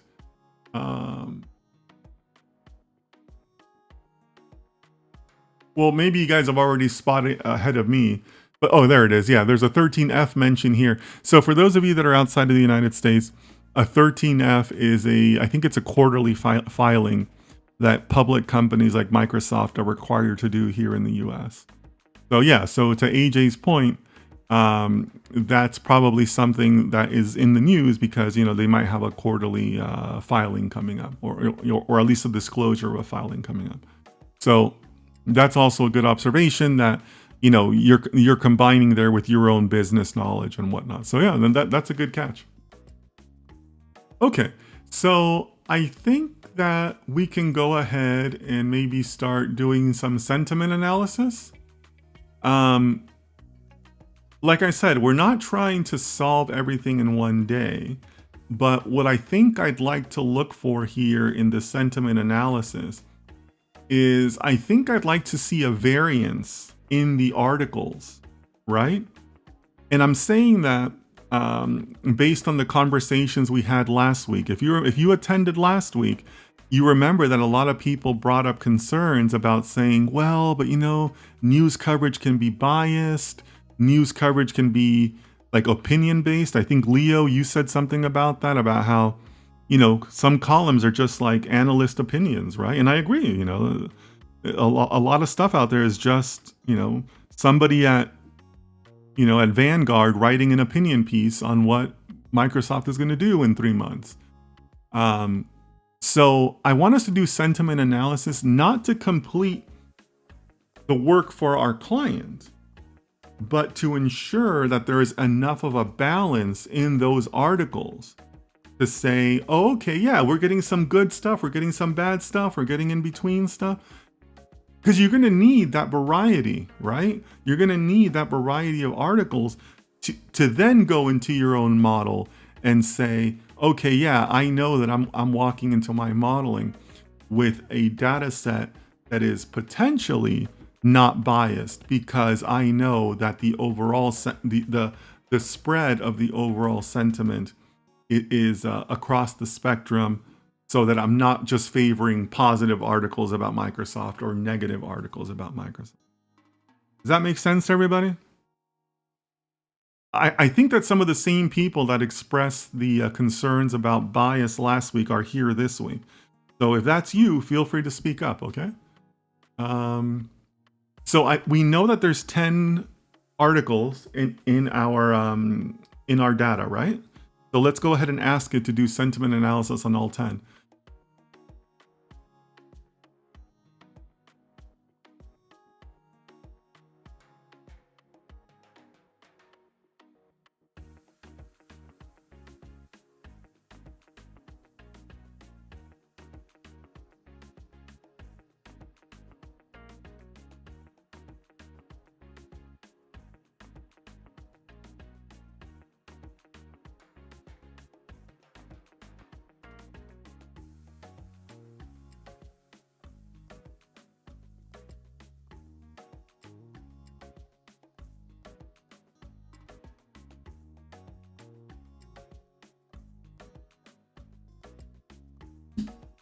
All right.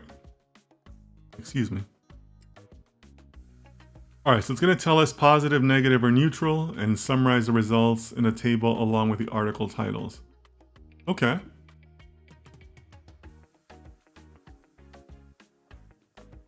All right, so here's the table. Let's expand it out.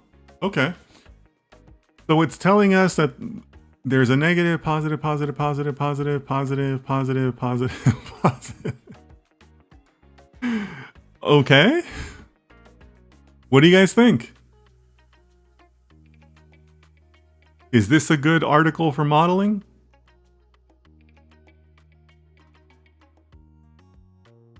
We have 10 articles, right? Because we know that that's what our code gives us. The first one was negative and 9 are positive. How do you feel about this data for modeling, or these articles for modeling?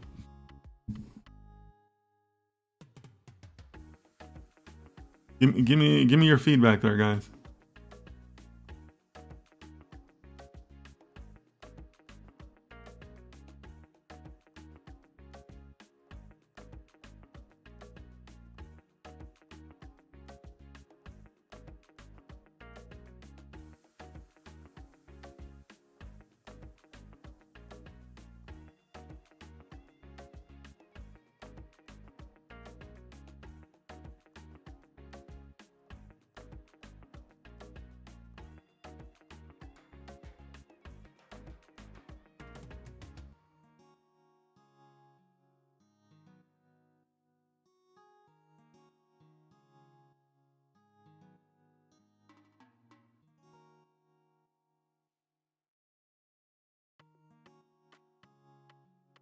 What do you guys think?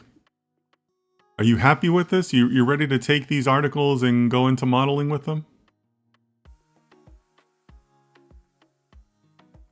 Most articles are about acquisitions and holdings, so it doesn't seem like a neutral data set to model.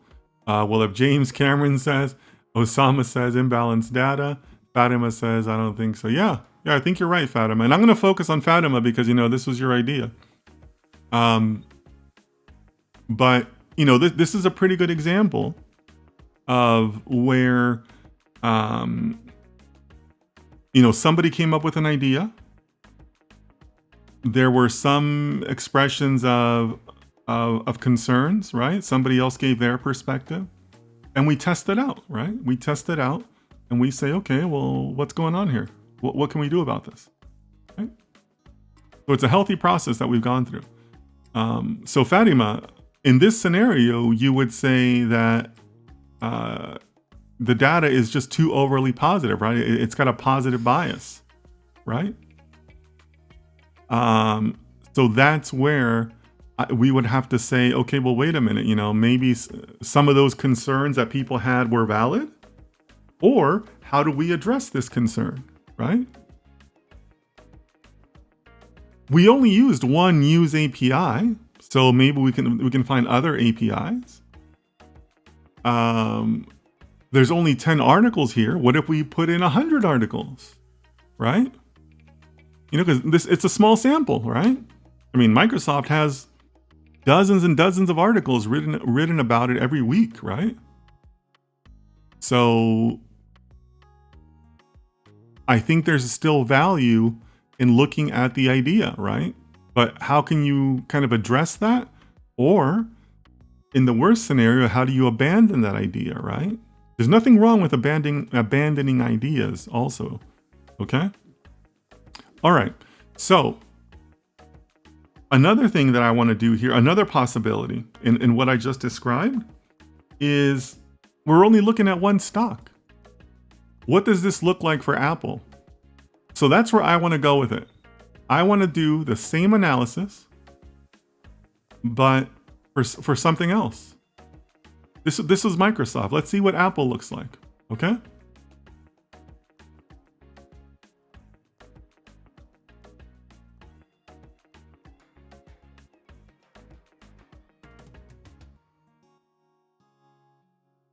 So let me bring up the Apple file.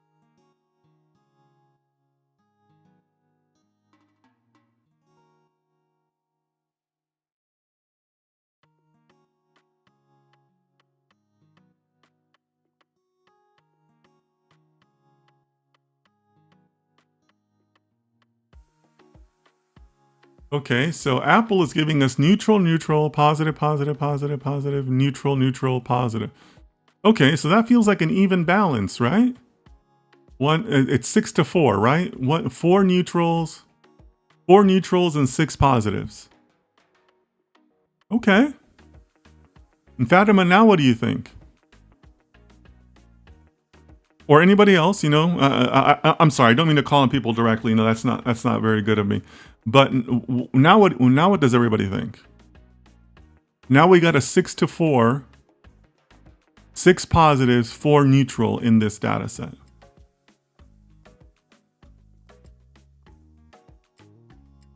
What's the opinion now?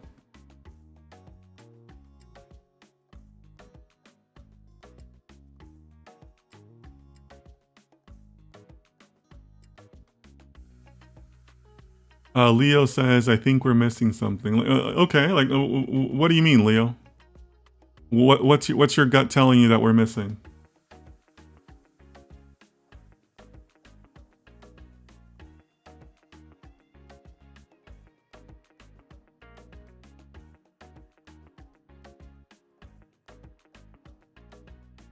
The Apple articles can't be neutral.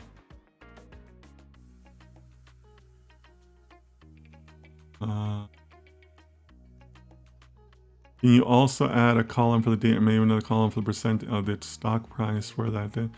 AJ, remember, we're not trying to solve everything.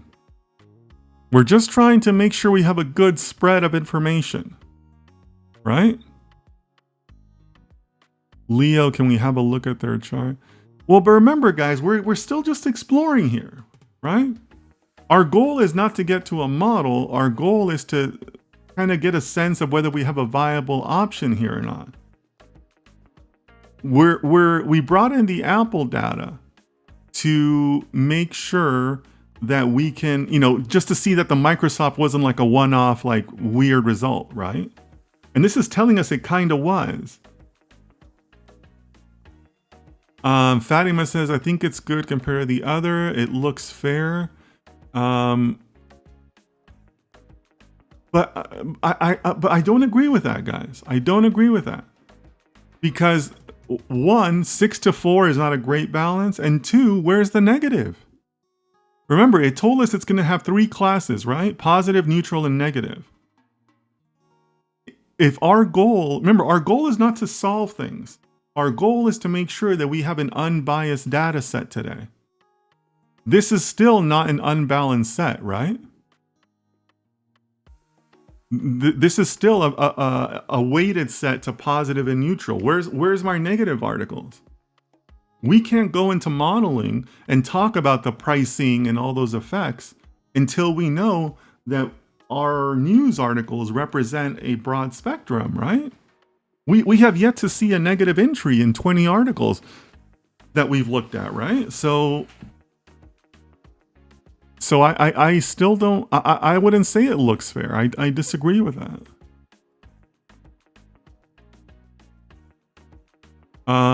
There's too many neutral redundant results.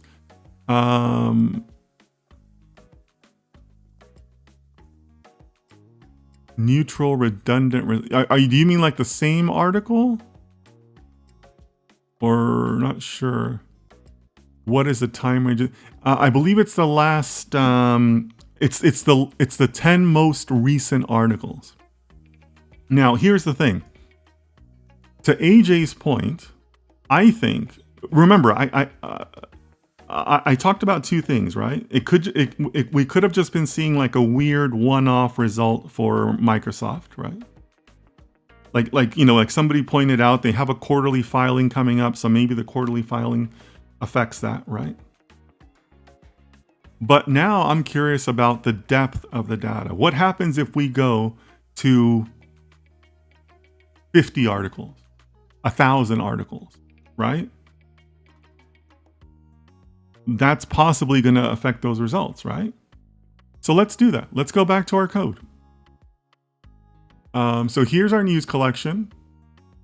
And here we can see that we asked just for the latest 10 news articles about the company. you know, for these companies, that's like 1 day's worth, right? So that's not a great sample, right? So let's up this. Let's go to the latest 500 articles.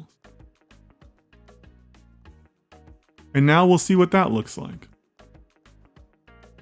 And again, guys, what I'm trying to impress upon you here is that don't abandon an idea right away, right?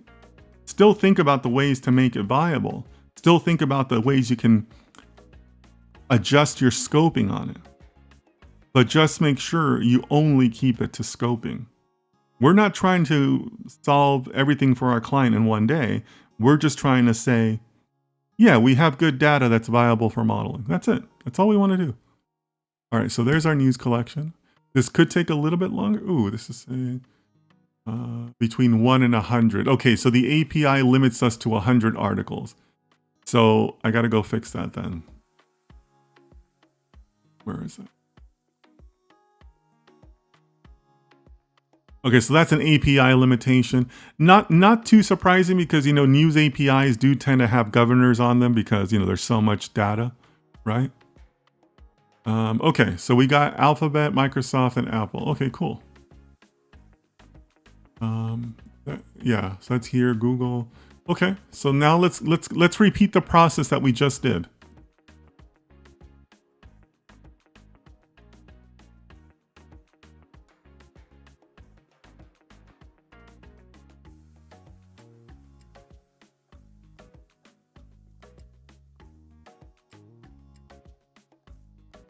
And this time we're going to ask it to give us a count of the positive, neutral, and negative because, you know, 100 it's going to be too difficult to eyeball, right?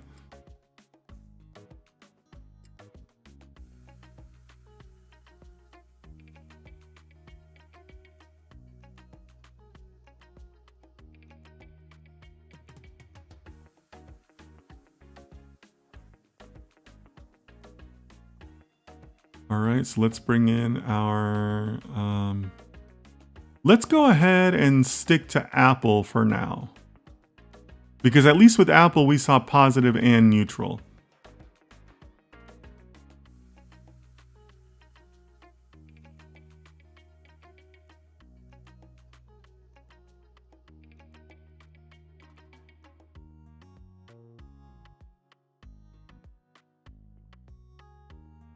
Okay.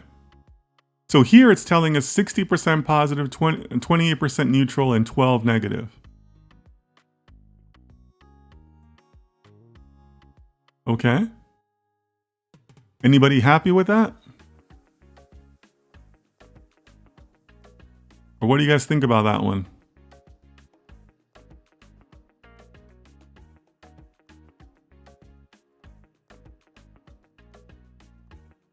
I meant neutral based on they don't add anything.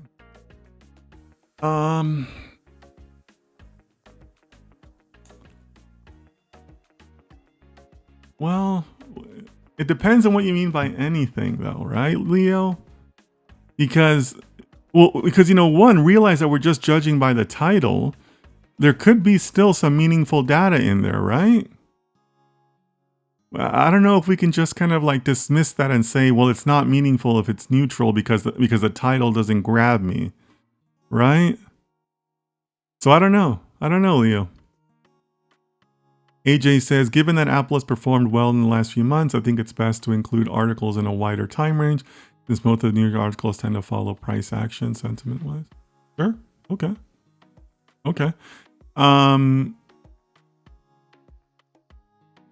Now, AJ, keep in mind, though, that you're expressing your own hypothesis there, right? Because you're saying that the news follows the price action. But our intent, you know, for Fatima's idea is that the price action follows the news. Right? So you're almost kind of presenting a counter hypothesis to the one we're exploring. Because we want to be predictive. We want to be forward looking, not backwards looking. So that's kind of an interesting little quandary, right? Because you're basically saying that the idea we're exploring, it could be fundamentally incorrect. What do you guys think about that? Or Fatima, what do you think about that? It's your idea.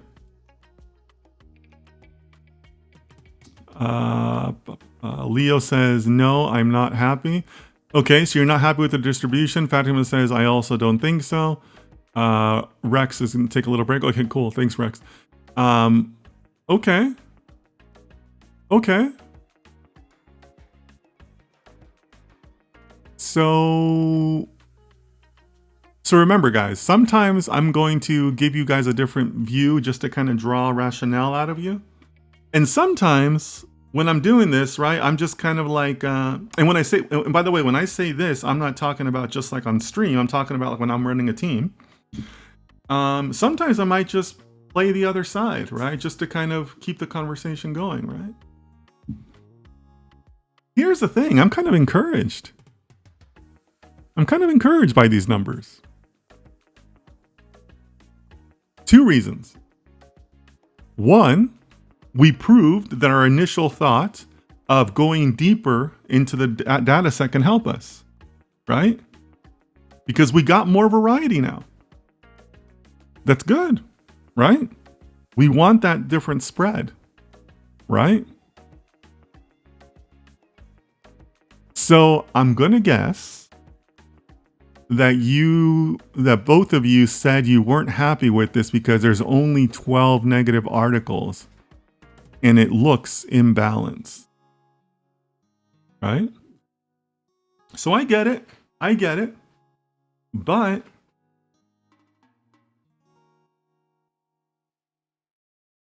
I know that both of you have come to our other series, right, where we learned about other models and the Introduction to Statistical Learning book and all that.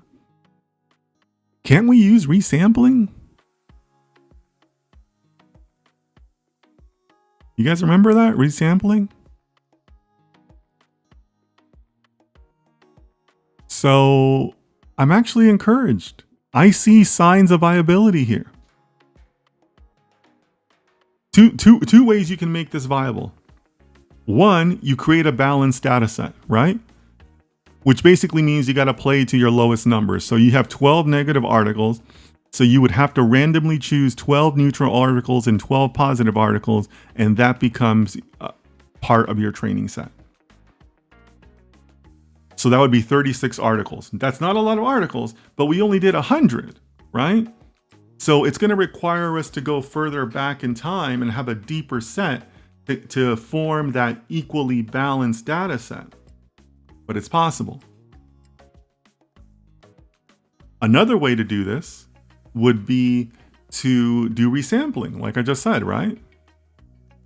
Still go back. You're still going to have to go back. You're still going to be unbalanced, but now you can use resampling methods to try to help get you to a model. That's a perfectly accepted practice, right? So I'm kind of encouraged by these results. If I'm being frankly honest, these results are not bad. If you came to me with this, and we were in a work scenario, I'd tell you, okay, well, this has legs. There's a path to viability here. So don't be quick to dismiss it, right? And you got to think about it from a holistic perspective. Right? I bet you guys weren't thinking about those resamplings that we talked about in the previous models, right? But this is a perfect scenario where you can use resampling. So, like I would sign off on this. I would say, okay, you've shown me enough where, we can address the concerns about the biased data. We can have articles with different sentiments. And we can go. And we can proceed with the modeling side, right? So I'm kind of encouraged here. What do you guys think? Did you guys see that resampling side? Let me know. Let me know, and I'm gonna do the Microsoft stuff, right? Because we also have new 100 articles from Microsoft, right?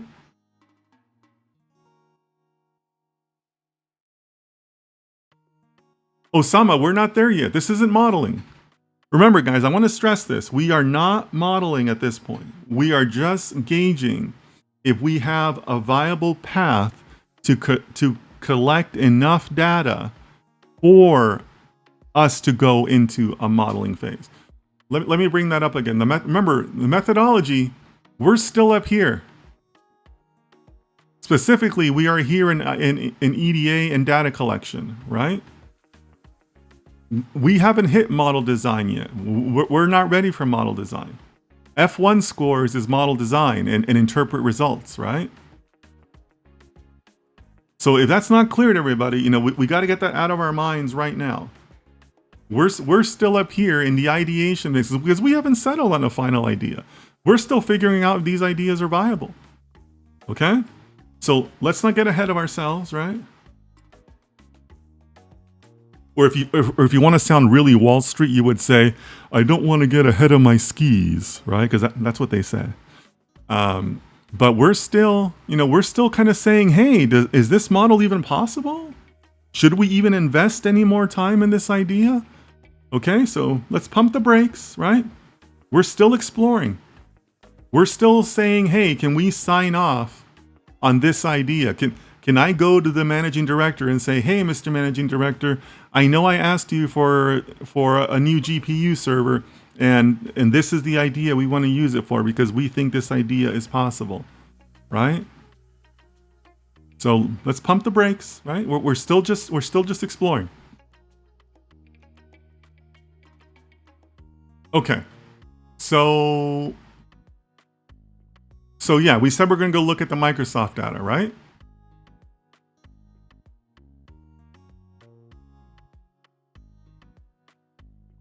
So this is Microsoft data, but with 100 articles instead of 10 articles.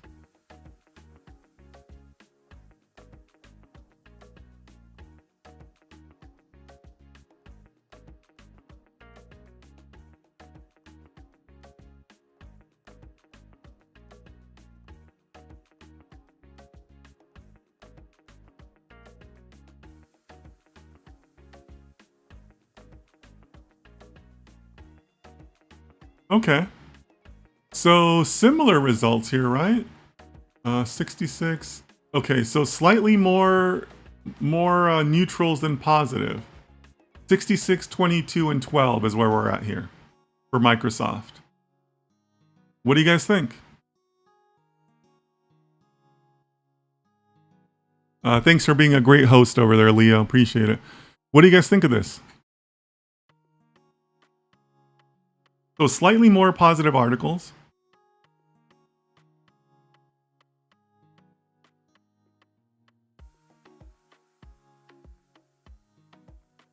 Let me know what you guys think of these results.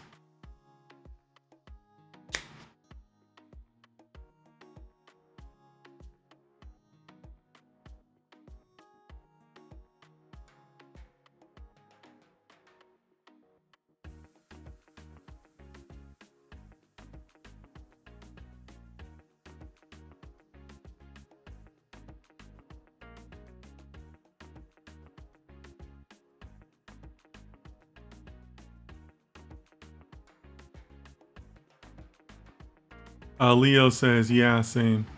What do you? Help me understand how you're defining that, Leo. Like you're on board with this, or are you still pessimistic that this is a good data set? What do you think? Osama says imbalanced data usually sampling techniques. Yeah, yeah. So there's viability here, right? Because now I'm curious, what happens when we go to 1,000 articles, right? 2,000 articles. 5,000 articles. I mean, 5,000 articles for a company like Microsoft is probably like what? Like a month's worth, 2 months worth, right?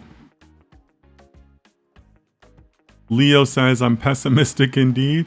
But Leo, there's signs of life here though, right? Don't get me wrong, these aren't stellar results, but there's signs of life here. Fatima, who do you agree with? Because we have a couple of competing views in the chat right now. So if you could be more specific, please.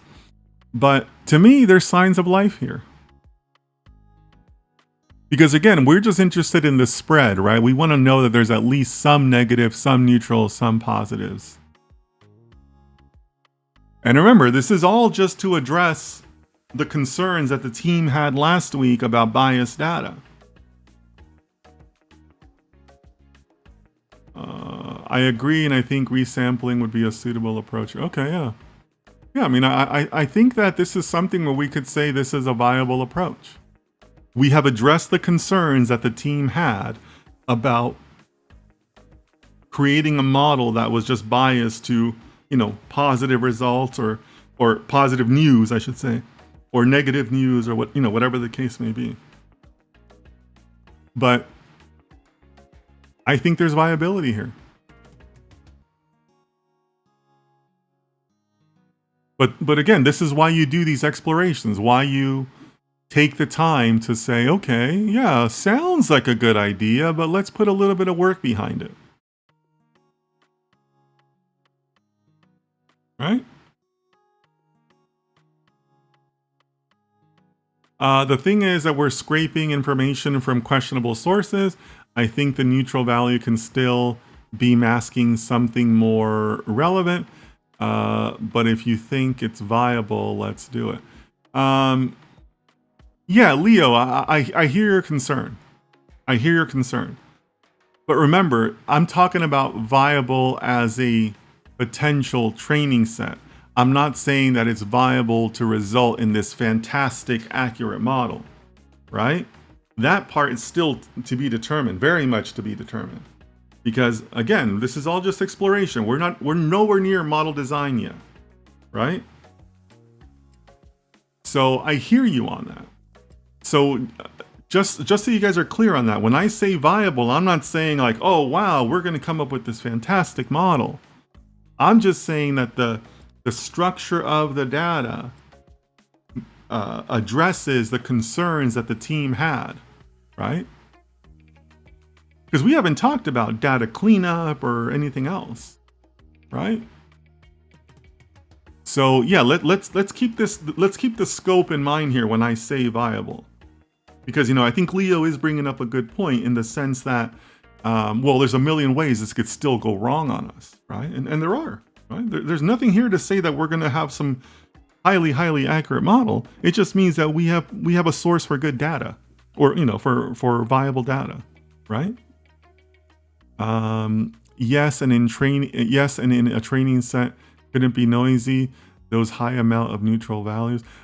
Well, it's not going to be a high amount of neutral values, Leo. We're going to balance it out, right? We're going to balance it out by doing the techniques I mentioned, right?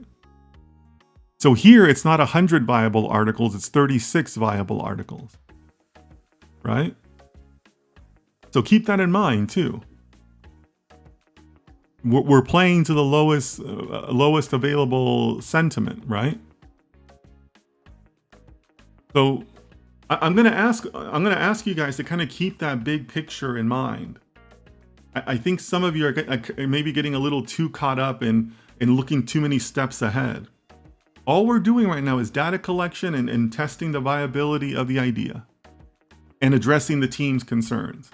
I think Michael is still in the chat, and I believe Michael was one of the ones who was talking about that. Michael, if I'm wrong, I'm sorry. I don't mean to pick on you. But last week, if you go back to the stream, there were people there who said, "Yeah, I like the idea of news, but what about bias?" So that's all we're doing here. We're addressing the bias, right? Lots of steps left, guys. Lots of steps are left. But like I said, I'm actually kind of encouraged by these results.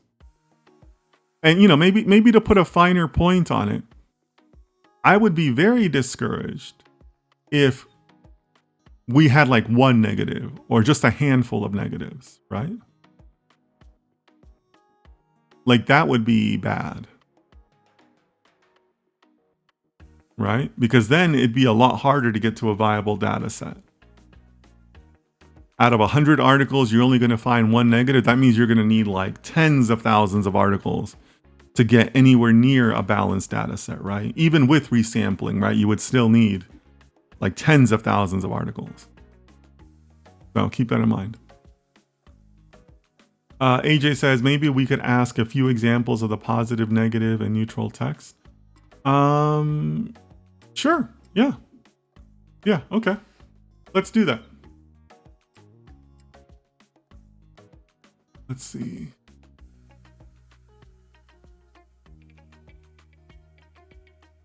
Let's pick 5 samples from each one of these. Can you pick a word cloud for positive and negative and neutral? Oh, that's an even better idea, AJ. I really like that idea. Okay, guys, so AJ is coming up with a really good idea here. A word cloud for positive, negative, and neutral just to get an idea. Okay, I like that one.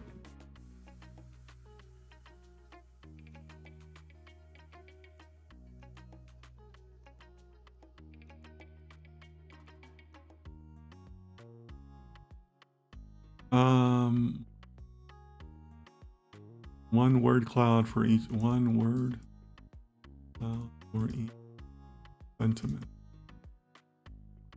Yeah, so credit to AJ there for coming up with a creative idea here, right? His idea is a very nice display of the creative side you got to have as a data scientist, right? So credit to you, AJ, for that suggestion. I like it. Okay. So here's 3 of them. Okay, it says it doesn't support me opening them. Okay, that kind of stinks. Is that big enough for you guys to see? Or should I ask for them independently? Yeah, see, it made it all as one big image. Oh wait, here we go.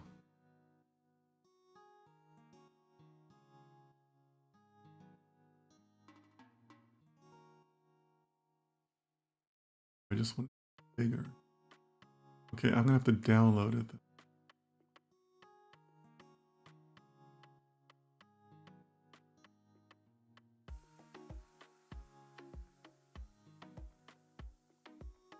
Give me just a second here.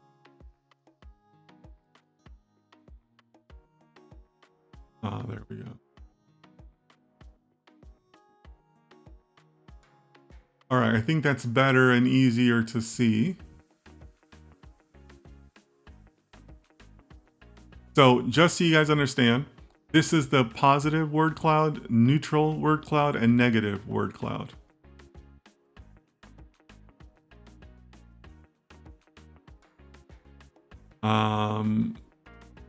AJ says, any idea what char is going to be?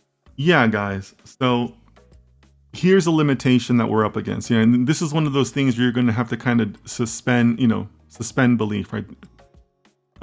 So because of copyright laws and things like that, these APIs, these news APIs, they can only show you a truncated version of the article. So they'll tell you here's the summary, and then it'll say, and it's an additional like 2,000 characters or whatever, and that's the word chars. So that's why chars is so prominent, because it's in every entry, right? Because most of these articles tend to be long, and every single entry ends with, summary plus 300 chars, 900 chars, 2,000 chars, or whatever. But that's just a limitation of us working with the free public API, right? So you're gonna have to kind of suspend disbelief there, for now. But it's just a limitation we're up against because this is like a free example. But putting that aside, is anybody else like concerned that AI is in the negative sentiment cloud? Like that jumped out at me right away. Like that's alarming. What do you guys think? Anything else jump out at you?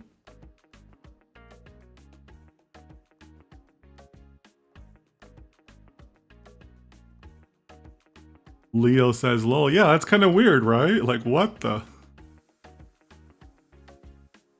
What do you guys think?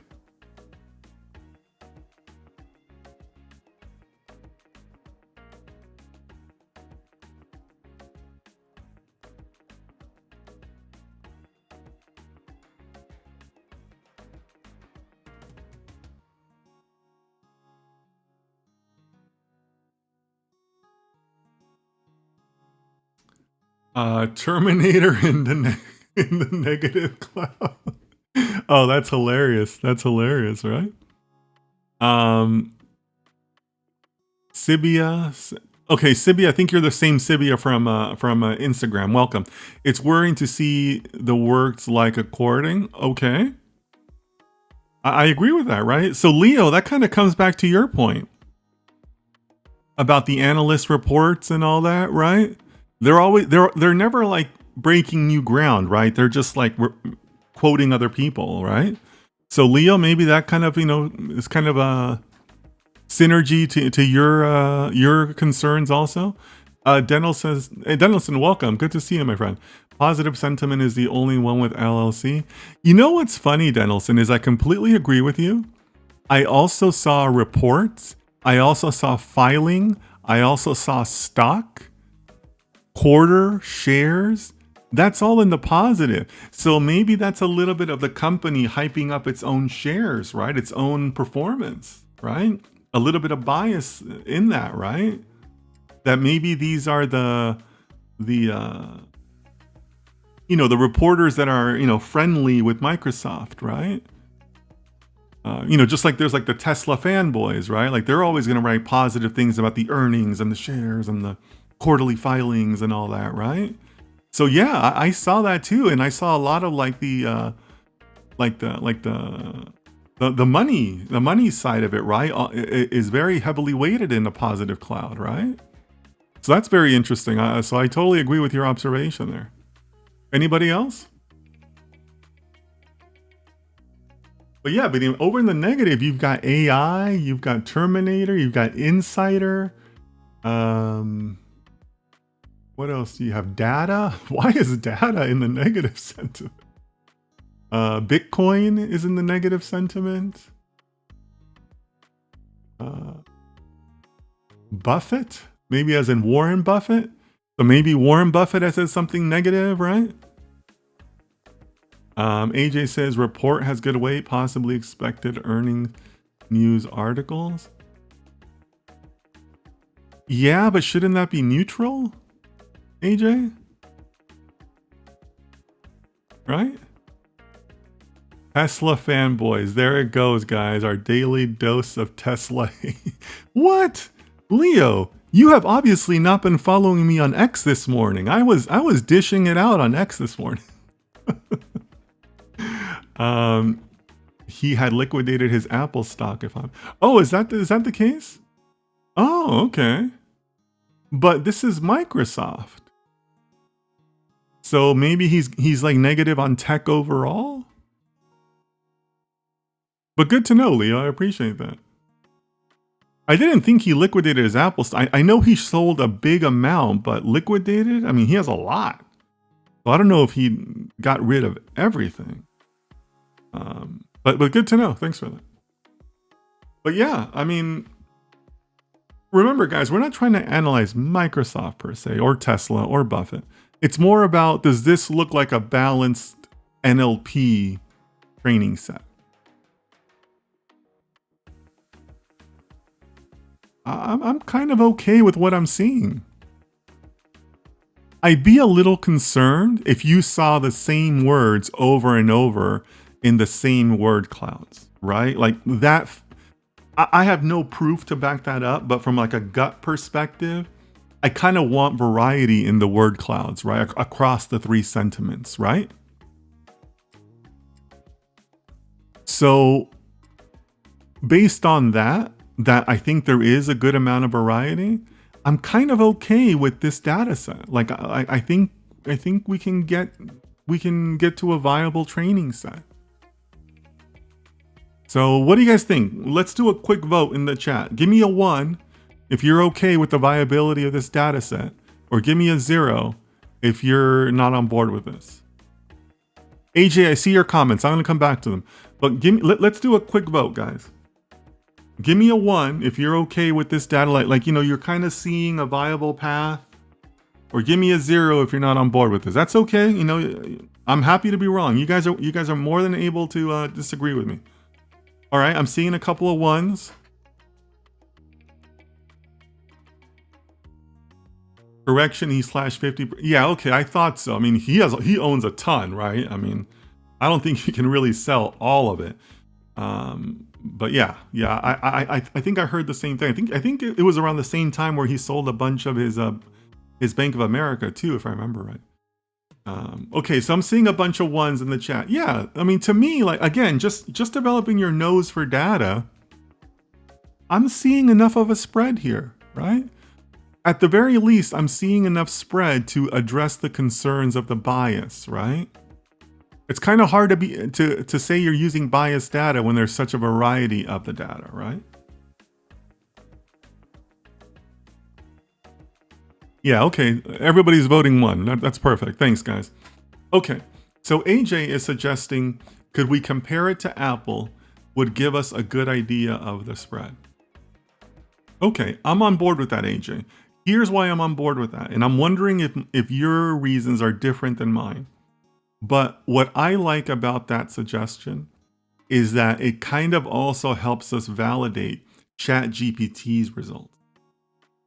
In that scenario, AJ, we're not validating ourselves or our idea.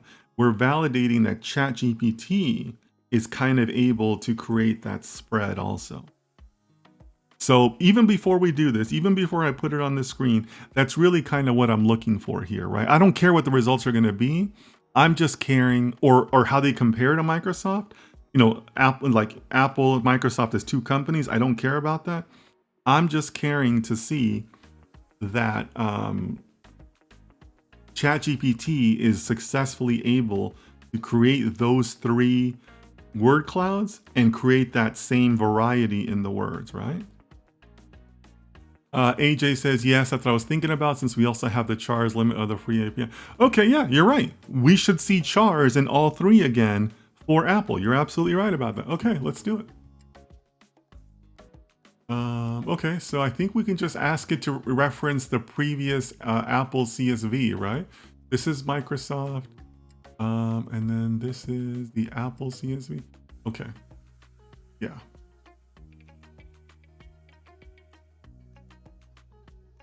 Let's see. I'm pretty sure it would hold it in context. So let's see if this works.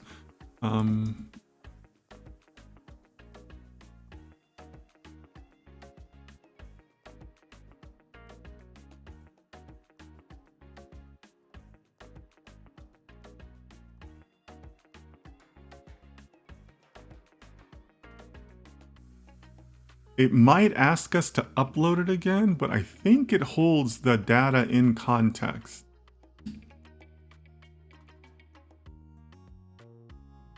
Okay, cool. I'm gonna do it.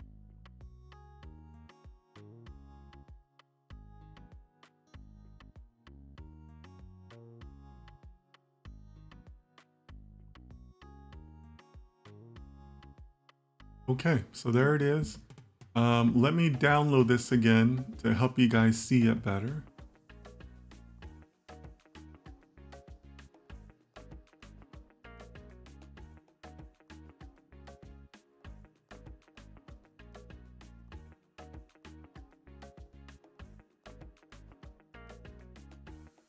I'm very impressed that it held that in context. That's pretty cool. All right, so same thing, guys. Positive, the left, neutral, and then negative over here to the right. What do you guys think? Oh, shoot, sorry. I clicked off. There we go. What do you guys think? So, to AJ's point, chars exists in all three. And we know we're in the right ones because Apple AAPL, right? So ChatGPT did use the right data. What do you guys think?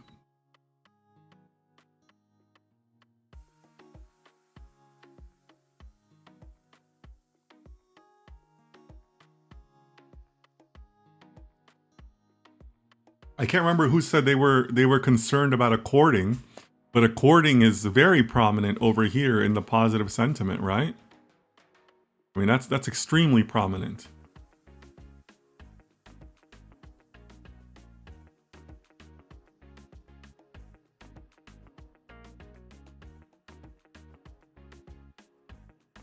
A little concerning to see transparency as part of the negative, right? Maybe Apple isn't the most transparent company.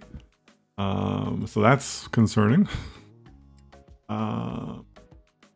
Insider is part of the negative category. That's not good. But you know what? That's me making judgments on the company, and I shouldn't be doing that. I should be making judgments on the data. And I'm seeing enough spread in the data, right?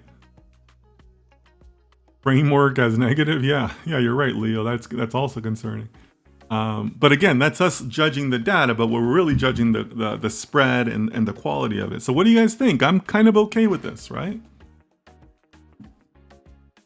I'm kind of okay with where we're headed. What do you guys think?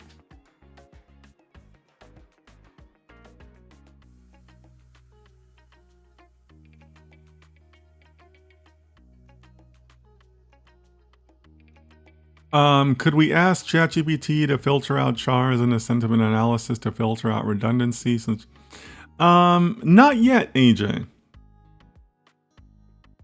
We're not doing data cleanup, right? We're still just feeling out the data, right? Denelson says both sets had the NASDAQ word in all sentiments. I'm confused about that. So Denelson, that's a great observation.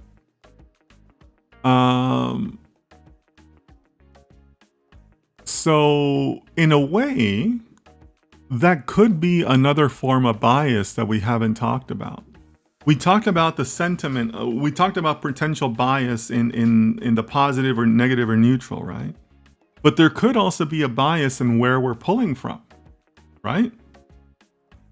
If you pull articles from financial newspapers or news sources versus like consumer sources or like influencer sources, right? People who do like unboxing videos of Apple stuff, you're going to get like different content, right? Different words. So that might be, so I think what you might be highlighting is that, hey, maybe we're weighted too much to financial data. Within the financial data, we're okay on positive, negative, neutral, but maybe we're too weighted to just reading the finances and the reports and the performance, where we should be including stuff about product reviews or, stuff like that, right? So I think that's kind of why you would see that, Denelson. The APIs that we're using are pulling from too many financial sources. That's my guess at that. But we can talk about that more as we get into the data cleanup, right? So for example, we could go back to the data collection code and say, yeah, this is great code, but now I want you to limit me so that I don't get more than 3 articles from any one news source, right? Because that's a possibility, right? That it's just pulling from Forbes magazine. It's giving us all 100 articles from Forbes magazine. But that would be a bias, right? So let me know what you guys think about that. But it's a great observation on Denelson's part.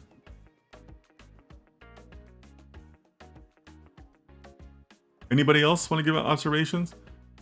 We should do a count of the source, website, news source, or mass to get an idea of where the API pulls data from. Yeah, we can definitely do that, AJ. Absolutely. Yeah, you know what? In fact, I think we can crank that out pretty quickly. So let's do that. What was the name? Oh, okay, because I only asked for title and sentiment. Okay, but that's okay.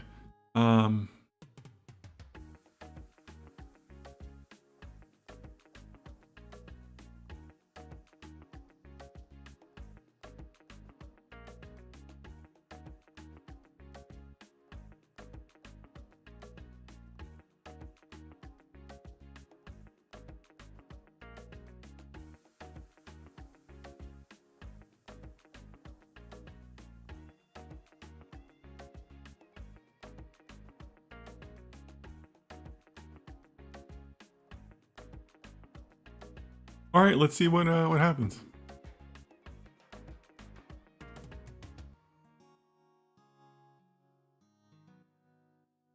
Okay. Yeah, so that's basically what I suspected, right? 22% of our articles are coming from ETF Daily News, securityaffairs.com, biztalk.com. So right there, right? If we just take the top two sources, that's 32% of our articles that seem to be aimed more at like the stock and the security talk of it all, right? These are not consumer reports, right? Or consumer reviews or things like that, right? So yeah, so maybe there's a bias there because we're just heavily weighted from those. I mean, Yahoo Entertainment, that's going to have more of that consumer side, but that's only 6 articles. Forbes is 4, New York Post is 2. New York Post tends to be a little bit more consumer oriented, right? GitHub, right?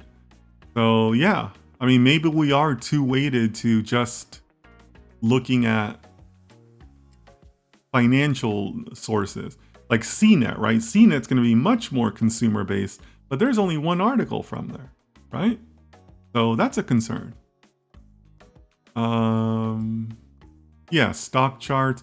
So yeah, it does feel like we are weighted towards that. So Denelson, I think that your observation is on point, and I think that this is the cause of it. I mean, this, like I said, this is basically what my gut was telling me. So there might be ways to have balance that out. Security Affairs is a think foil hat page. Just have a look.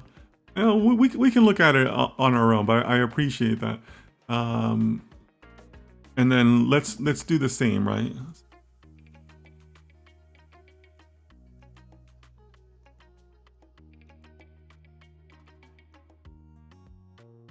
Used.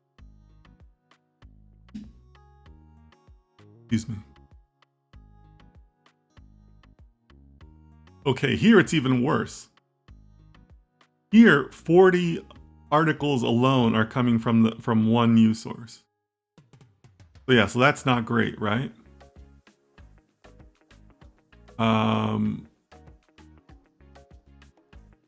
ETF Daily News only publishes change in holdings. Yeah. So I mean, really, congratulations to all of you guys for identifying another form of bias that we should consider, right? Because last week we were just talking about the overall like sentimental outlook, right? But none of us had really considered, well, what if that outlook was also related to just stocks or just consumer or just cloud or just one product, right? Which is also a form of bias, a form of imbalance. Yeah, so credit to you guys for finding that. That's pretty good. So what we'd have to do in this case, well, so what are we concluding here, right? And again, hard to gauge actual consumer sentiment from this. Yeah, sure, but we're not trying to gauge consumer sentiment. We're just trying to get an unbiased view, right? So you're not wrong. I just want to make sure that we're keeping the primary goal in mind, right? The primary goal is not to include consumers. Our primary goal is to not be biased, right? And that bias can come in many forms, I guess, is also another one of the key takeaways.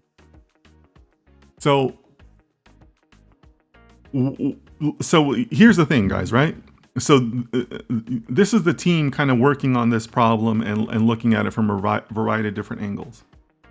But what is our actual conclusion here, right? Like, what are we taking back?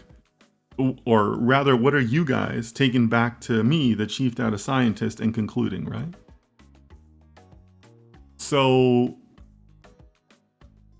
it feels like we need to revisit our data collection phase, right? So let me bring that up again. That's what it feels like we're talking about, right? So let me know if you guys are on board with this. I would say that we had a successful EDA exploration. And that EDA taught us two different things. That one, we might have a viable path to an unbiased data set. But two, there could be another form of bias that forces us to go back to the data collection phase and say, hey, we need to revisit how we're actually doing our data collection. Because now we want to limit how many articles we use from each source. What do you guys think? Is that a fair conclusion? Did I forget anything? Would you draw a different conclusion than me? What do you think? I think that, it's totally, this is one of those situations where you realize that it's totally okay to still stay in these 4 stages because you learn things. You learn things along the way. You're supposed to learn things in EDA, right? Like if you come out of EDA without any changes, like, did you really do EDA? New changes, new ideas, new discussions, right? Like that's kind of supposed to happen during the EDA process, right?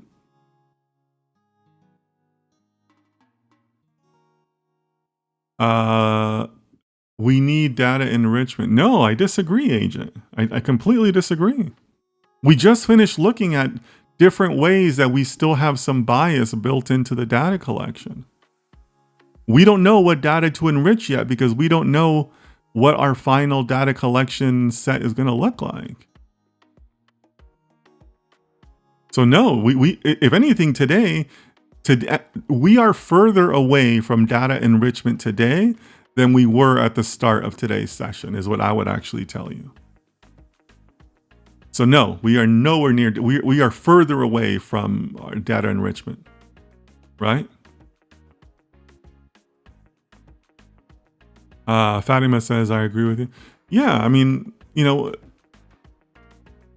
and really what I hope you guys walk away with today is realizing that it's okay to be flexible in these stages.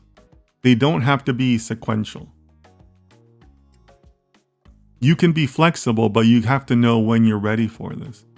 So yeah, so we're not ready for data enrichment because we haven't finished our data collection. Our EDA showed us that we might have some more work to do on the data collection, and that's okay, right?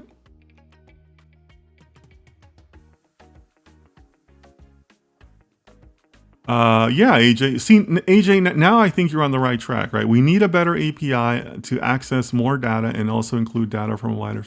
Yeah, see, now you're on the right track because now we're talking back about the data collection side. Yeah, so we need a better API. We need to know how to use this API better. We need to give better prompts to ChatGPT, right?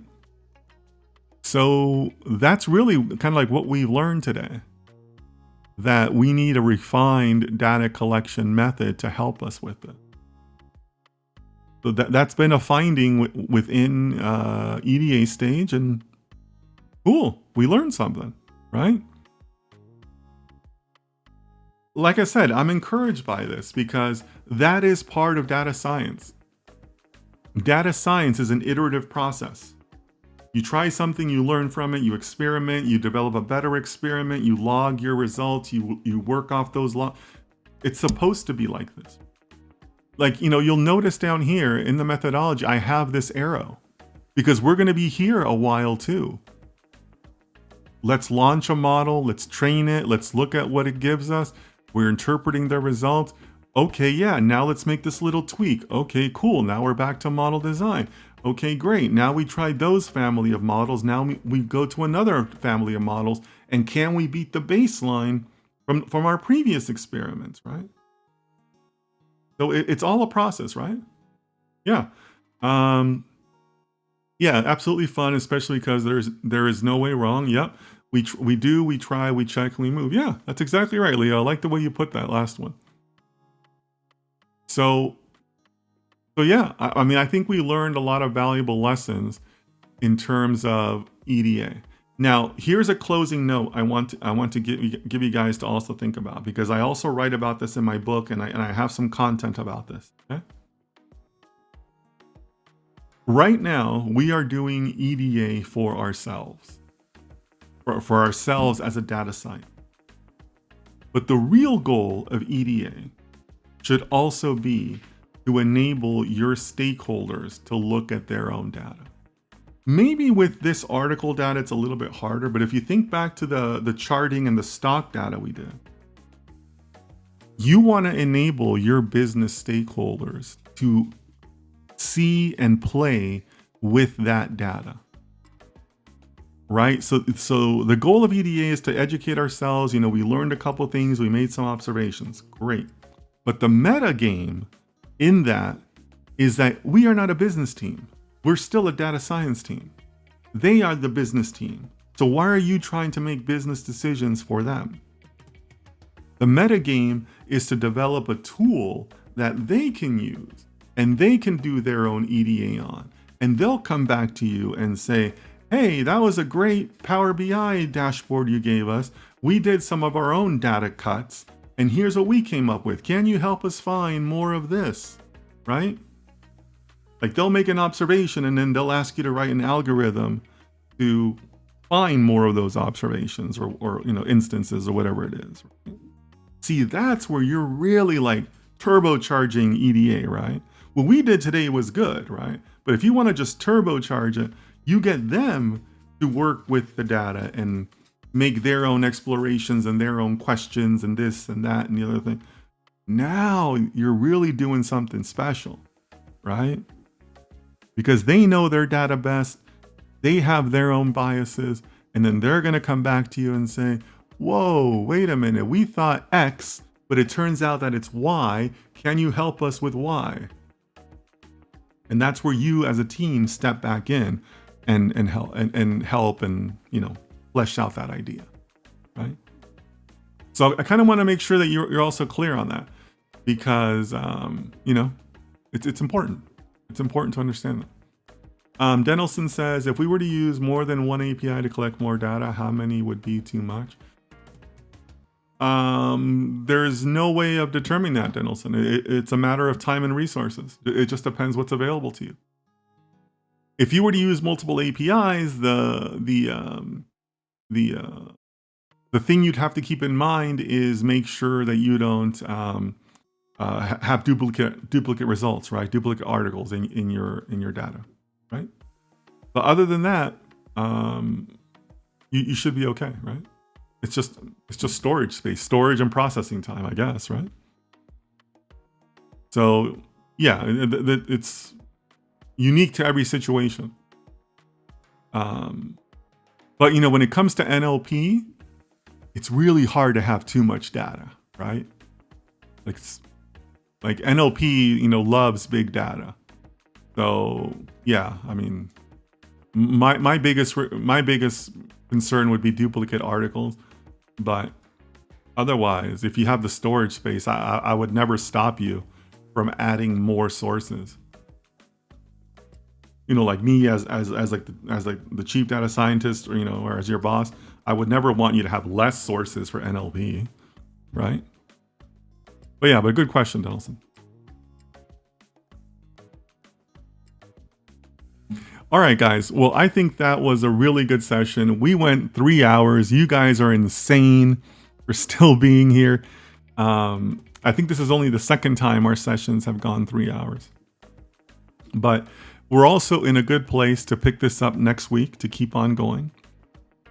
As I mentioned to you guys, even before we started this series, I think this is going to be like a 10 to 12 part series, because you have to do different explorations. You have to do the right foundation. You have to do the right setup, because everything that we are doing right now, I guarantee you, is going to help the quality of the algorithm, right? Not just the quality of it, but also the viability of it. Whether we can actually tell our stakeholders, yes, we found a good algorithm for you. That's not always going to be the case, right? Sometimes you do have to walk away from a project and say there's no algorithm there.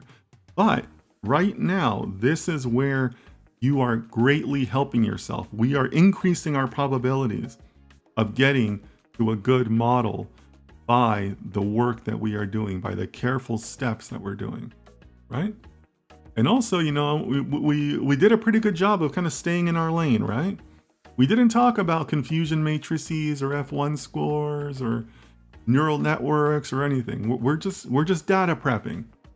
We're just making sure that we got well, really data prepping and idea prepping, because we still haven't settled on an idea. We looked at two completely different ideas today, right?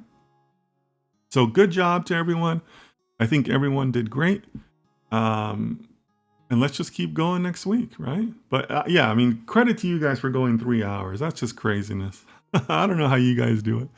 I wouldn't do it. I would have shut off my own stream like 2 hours ago. All right, guys.